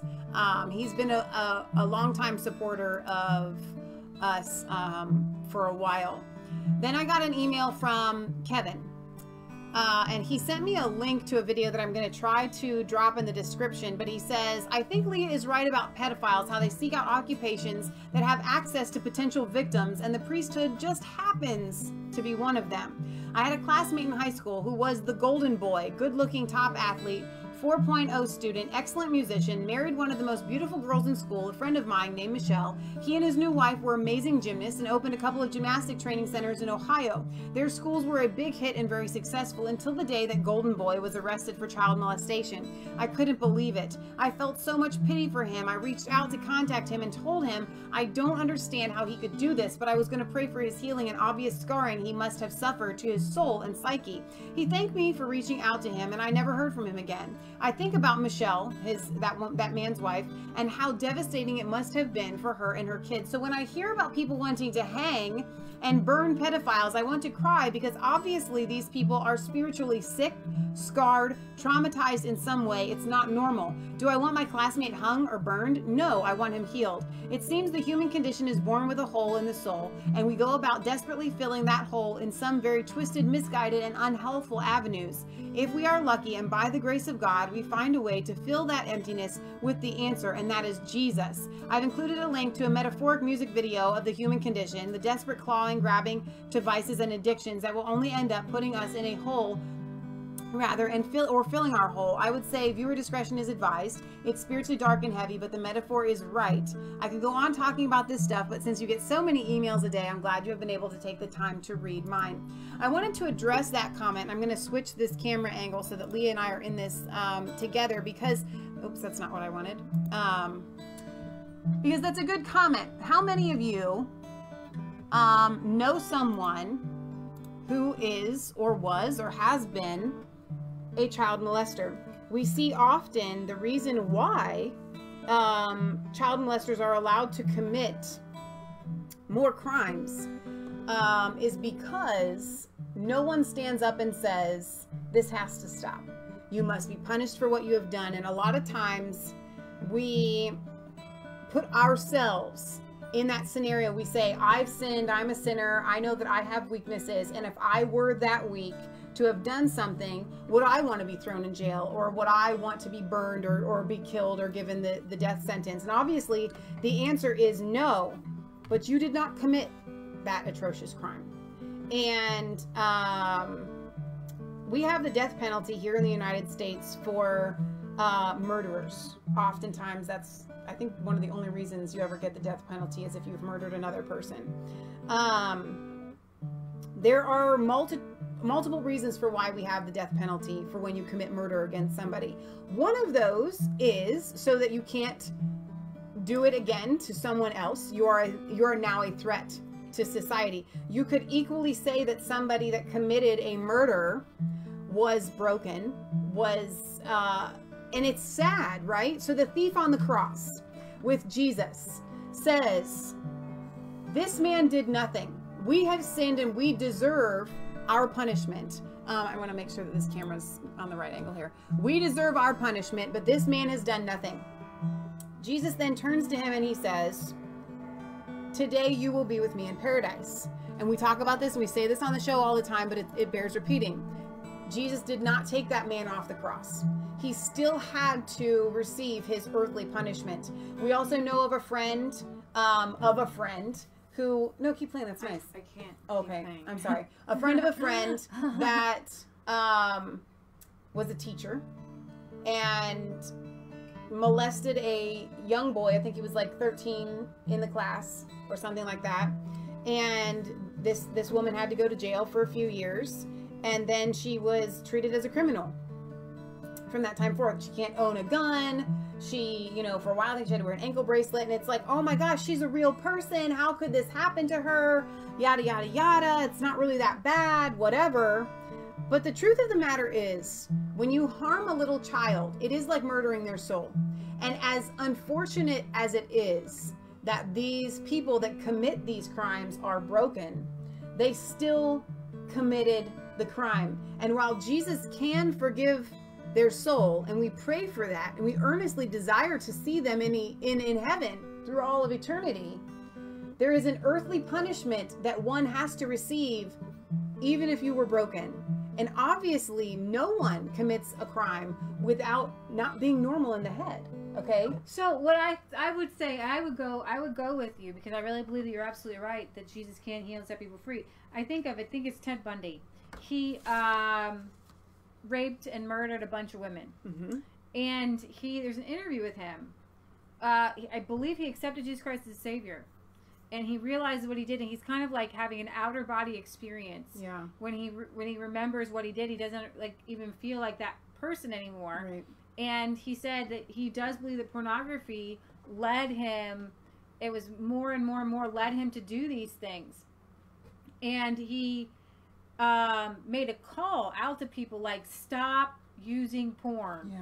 Stop watching porn. Well, he actually called out all of his fellow prison mates who had committed sexual crimes. And he said, they all used porn. Yeah, and he said it's a gradual decline. And what it does is it damages your brain. It damages your ability to empathize with people. Right. Okay? And so he put out an APB basically saying, listen, gotta stop. This could lead you to do horrible, awful things. So now when you watch that interview with Ted Bundy, go and find it on YouTube. It's everywhere.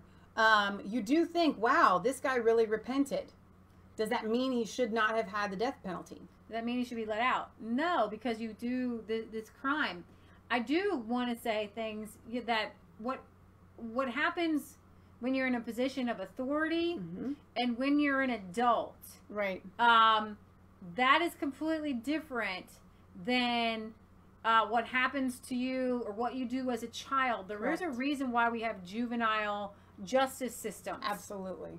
And why some kids are charged as adults for murder and things like that.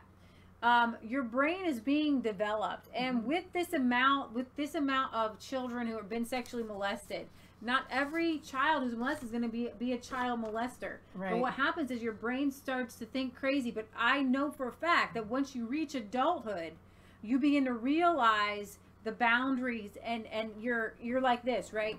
So a child is like an espeller. You can a little shoot that comes up, even like willows or things like that can be bent in certain directions.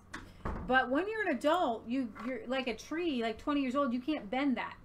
Okay, so that is why there are crimes that you commit when you're in a position of authority that are much greater than when you're developing as a kid and you're doing stupid things because you're not whole, you're not fully matured yet. So there are a lot of people who probably did crazy things or felt weird things when they were a kid because they were abused. And you can actually come out of that. That's why juvenile court gets people out at 18. Like, seriously, you can be reformed as a child, right? Okay? But then once those things are ingrained in you and they're part of you as an adult, this is what people don't understand. I don't believe that people make the today we just look at people as people. Right. You know, 5, 6, 7 years old, 10 years old, they're the same as adults. No, you guys, that's why it's much worse to molest a child for a child because they don't understand boundaries. It breaks a part of your brain. Right. Patriot Gallery. People don't understand God's forgiveness, and they don't really understand God, actually, because think about this. As soon Peter was talking to Ananias and Sapphira, and they decided to keep some money back. It was their money. They could keep it. Peter didn't care. Keeping it back was not a sin. But they lied to Peter. They lied to the Holy Spirit. They lied to the Holy Spirit, and boom, 2 people died just for a lie that they sold their house for less than they actually sold their house for. Right. I mean, a tiny little lie like that, they died. Right. That was the Holy Spirit. That was God. Right. And when Peter came out after he was in the upper room, he got full of the power of God. The tongues came on him. And all these little people are going around speaking all these different languages. And people going, what's happening? So Peter goes and says, listen, you guys killed Jesus. You murdered an innocent man. Now it's God's will. But Peter said, God will not tolerate sin anymore. Right. He said, that's it. God doesn't tolerate sin. And they knew when they heard Peter, they heard God. Right. And they knew, oh my gosh, I've got to repent. Peter said, repent. And all 5,000, 3,000 repented. Because they feared God. Because they knew if they didn't repent, they were going to die. Right. If you don't repent when you hear the gospel, you will die. It's just, that's when somebody's really full of the power of God, like Peter was. Right. You know, most Christians say repent aren't full of the power of God. Is there nothing happens to the person who walks away? But if somebody comes along, they're really full of the power of God, and they tell you repent, and you see God's face, like on our bicycle trip, people were like, that's God, because we were full of the power of God. We had nothing of this world. We sold all our earthly goods, and we were on a bicycle trip, not knowing anything. We were just preaching the gospel so people could see God. We weren't attached to anything of this world. And so people saw God, so they came to God. But my point is, God isn't so forgiving as you think he is. When you look at the thief on the cross, Jesus didn't take him down. Right. There's 2 thieves. One's like, I'm not repenting. The other one's like, man, I deserve this. And so he went ahead and died, but he was in paradise the next time. Exactly. And so the whole point about putting somebody in jail is to give them time to think about what they've done. And if you have ever been to a parole board, when somebody goes to the parole, the whole idea of the parole board is that you have to prove to the parole board that you are contrite, that you understand what you did is wrong, so that you're not going to go out in society and do it again. So you have to show a sign of repentance and remorse for what you've done and feel sorry. So you have to show contrition. Most lawyers teach the guys how to do is an act. It's supposed to be real, and so it's not real in today's world, but that's what it's supposed to be real. You go to jail, gives you time to think about it. And like John Locke said, the punishment has to be so bad that person wouldn't think of doing it again. And so we can't be so forgiving as you think, because forgiving somebody won't bring them to repentance. Well, here's it's the thing. The fear of punishment, the fear of God, and a real punishment and being scared of being punished that brings somebody to repentance. There's a difference between forgiveness and seeing justice done, right? So our dad, we have totally forgiven him in our hearts. As Christians, that's what we have to do. But justice and common sense and logic all says you don't let somebody that's that harmful back into your life again. So sometimes people have to receive the punishment, even though you can forgive them, but they still have to receive the punishment for what they've done. the earth, in this world, God sets up governments. And it even says this. God sets up governments to punish evil and reward good. When our governments aren't doing that, we need to change our governments. And the idea being that you keep society safe by punishing people who do crimes. Right. But Jesus visits people in prison, and he preaches the gospel to them. Amen. And he leads them to the cross and to repentance. And if you truly come to Jesus, you will want to take your earthly punishment for your crime. You'll want to have it over. And if you are a murderer, you can still come to know Jesus. If you were a rapist, you can still come to know Jesus. But there are certain punishments for certain crimes. Right. I just forgot a point that if you understand that you're American, you better study the Constitution. The Constitution is very hard on criminals, very hard on punishment, because the Constitution were good, Christian, godly men, and they cared about victims. And they said when evil is tolerated, people suffer. So the Founding Fathers didn't tolerate the king, and they actually killed people that the king was using, the pawns, the little boys out there. They had to kill them in war. But they didn't want to kill them, but they had to get their freedom. Right. And then we had a war to set the slaves free. Innocent young boys were dying. Right. Who really didn't understand what was going on. But it was to set the slaves free because people were suffering. And it's very clear in the Constitution. Well, it's a Declaration of Independence. Declaration of Independence that is the foundation of the Constitution that says we cannot tolerate abuse. Right. We cannot tolerate criminals. We cannot tolerate a man abusing his wife. We can't tolerate a man or a woman abusing their children or killing their children. Because people suffer when you tolerate evil. Right. So when you tolerate pornography, people are going to suffer. Absolutely. And when you tolerate the smallest little thing, like, what's wrong with taking a little pot? When you tolerate the littlest thing, people are a little lie. What's wrong with a little white lie? Somebody's going to suffer. Right. So you got to care about the person who's suffering. And even the sinner is suffering. The Bible says when the righteous are in power, the people even rejoice. the wicked people are happier. Right. So, and then the difference also, like Paul was a Christian murderer. At the time, he didn't actually break any laws. So God used him, and he repented, and he dedicated his life to turn things around. So we have laws that you have to abide by. Yes. I thought about that the other day. Like, Paul went and persecuted Christians and killed Christians. But that was the law of the time. He actually operated under the laws of the time. He wasn't a criminal. Right. And God... So... but that's why he was so contrite. Because he realized what he had done, and God made up for Very repentant. Right. And God... And he was All able right. to work with So it. tomorrow is, again, the memorial service for our Grandma Marilyn. I'm going to bring up her picture here in a second. And Lee and I are going to be singing a song. This is a song that we wrote. Tell them about this while I pull this up. Oh, it's called Favorite Things, and I'm going to give you her verses. And my favorite verses were I love you more than I love pumpkin pie. I love you more than I love Star Wars flicks. I love you more than I love, I think it was Rainbow Hues or something like that. And it's about loving God more than loving your favorite things. And I did some verses for my own grandma, my grandma Cordis, who died in 2008 at her visitation. And so I made up some verses for Grandma Marilyn, and that's what this is. That's what this is all about. And so we're gonna kind of use you guys as our practice, I think, for tomorrow, because we practiced it a little bit, but not a lot.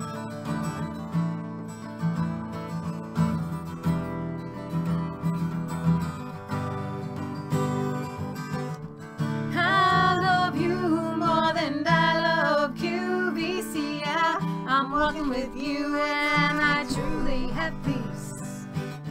And I love you more than I love arranging flowers. Your love covers me like a fresh spring shower. And I love you more than I love a mocha frappe. I'm praising your name at the start of each day. See, you've got my heart, you've got all of me.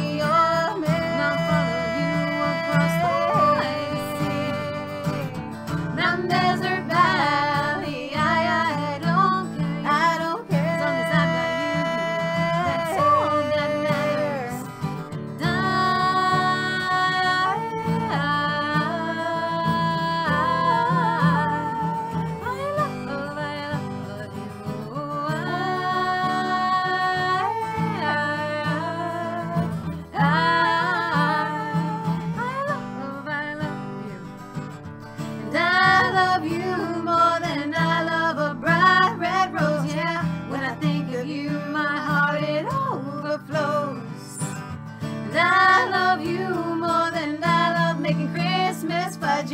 I know that in you I can put my trust. And I love you more than I love taking pictures. And you I have found life's greatest treasures.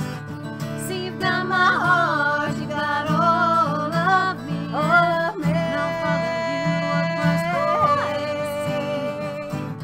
Down desert valley, I don't care, I don't care. As long as I've got you, that's all that matters. And I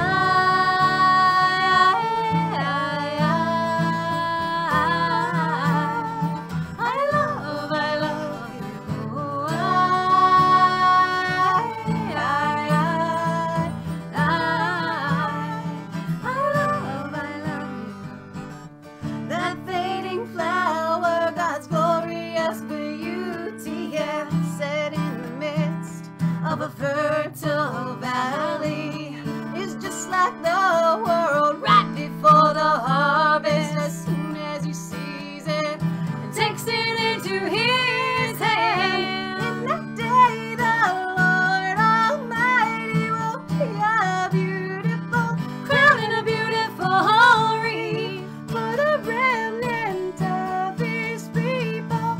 He will be a spirit of justice.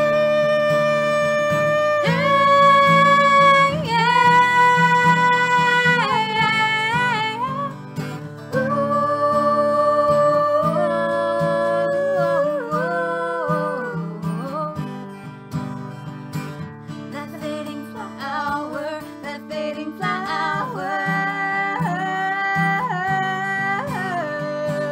that fading flower, that fading flower.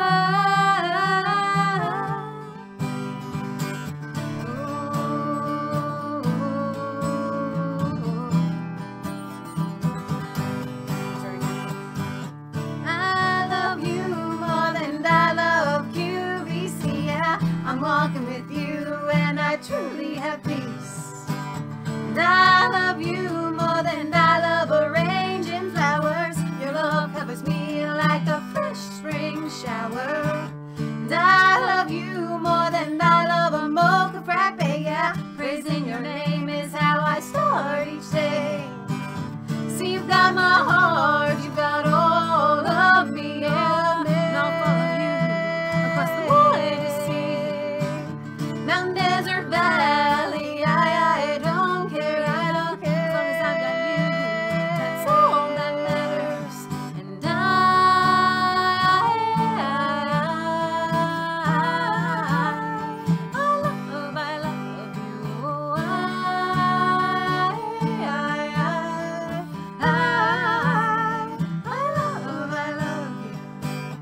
And I love you more than I love a bright red rose, yeah. When I think of you, my heart it overflows. And I love you more than I love making Christmas fudge, yeah. I know that in you I can put my trust. And I love you more than I love taking pictures. And you I have found life's greatest treasures. See, you've got my heart, you've got all of me, yeah. And I'll follow you across the widest sea. Mountain, desert, valley, I don't care, I don't care. As long as I've got you, that's all that matters. And I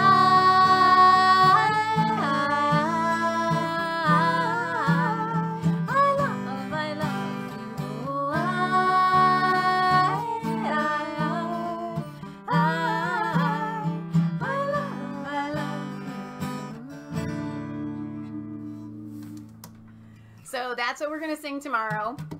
That's what we can be done. We'll save the other song. And we will save the other song for Sunday. Yeah.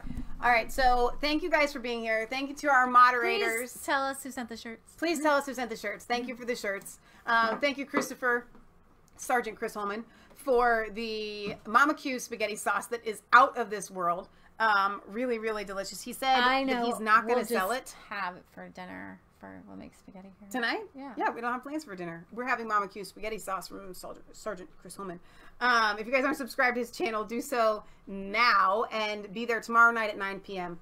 For his and Kelly's live stream.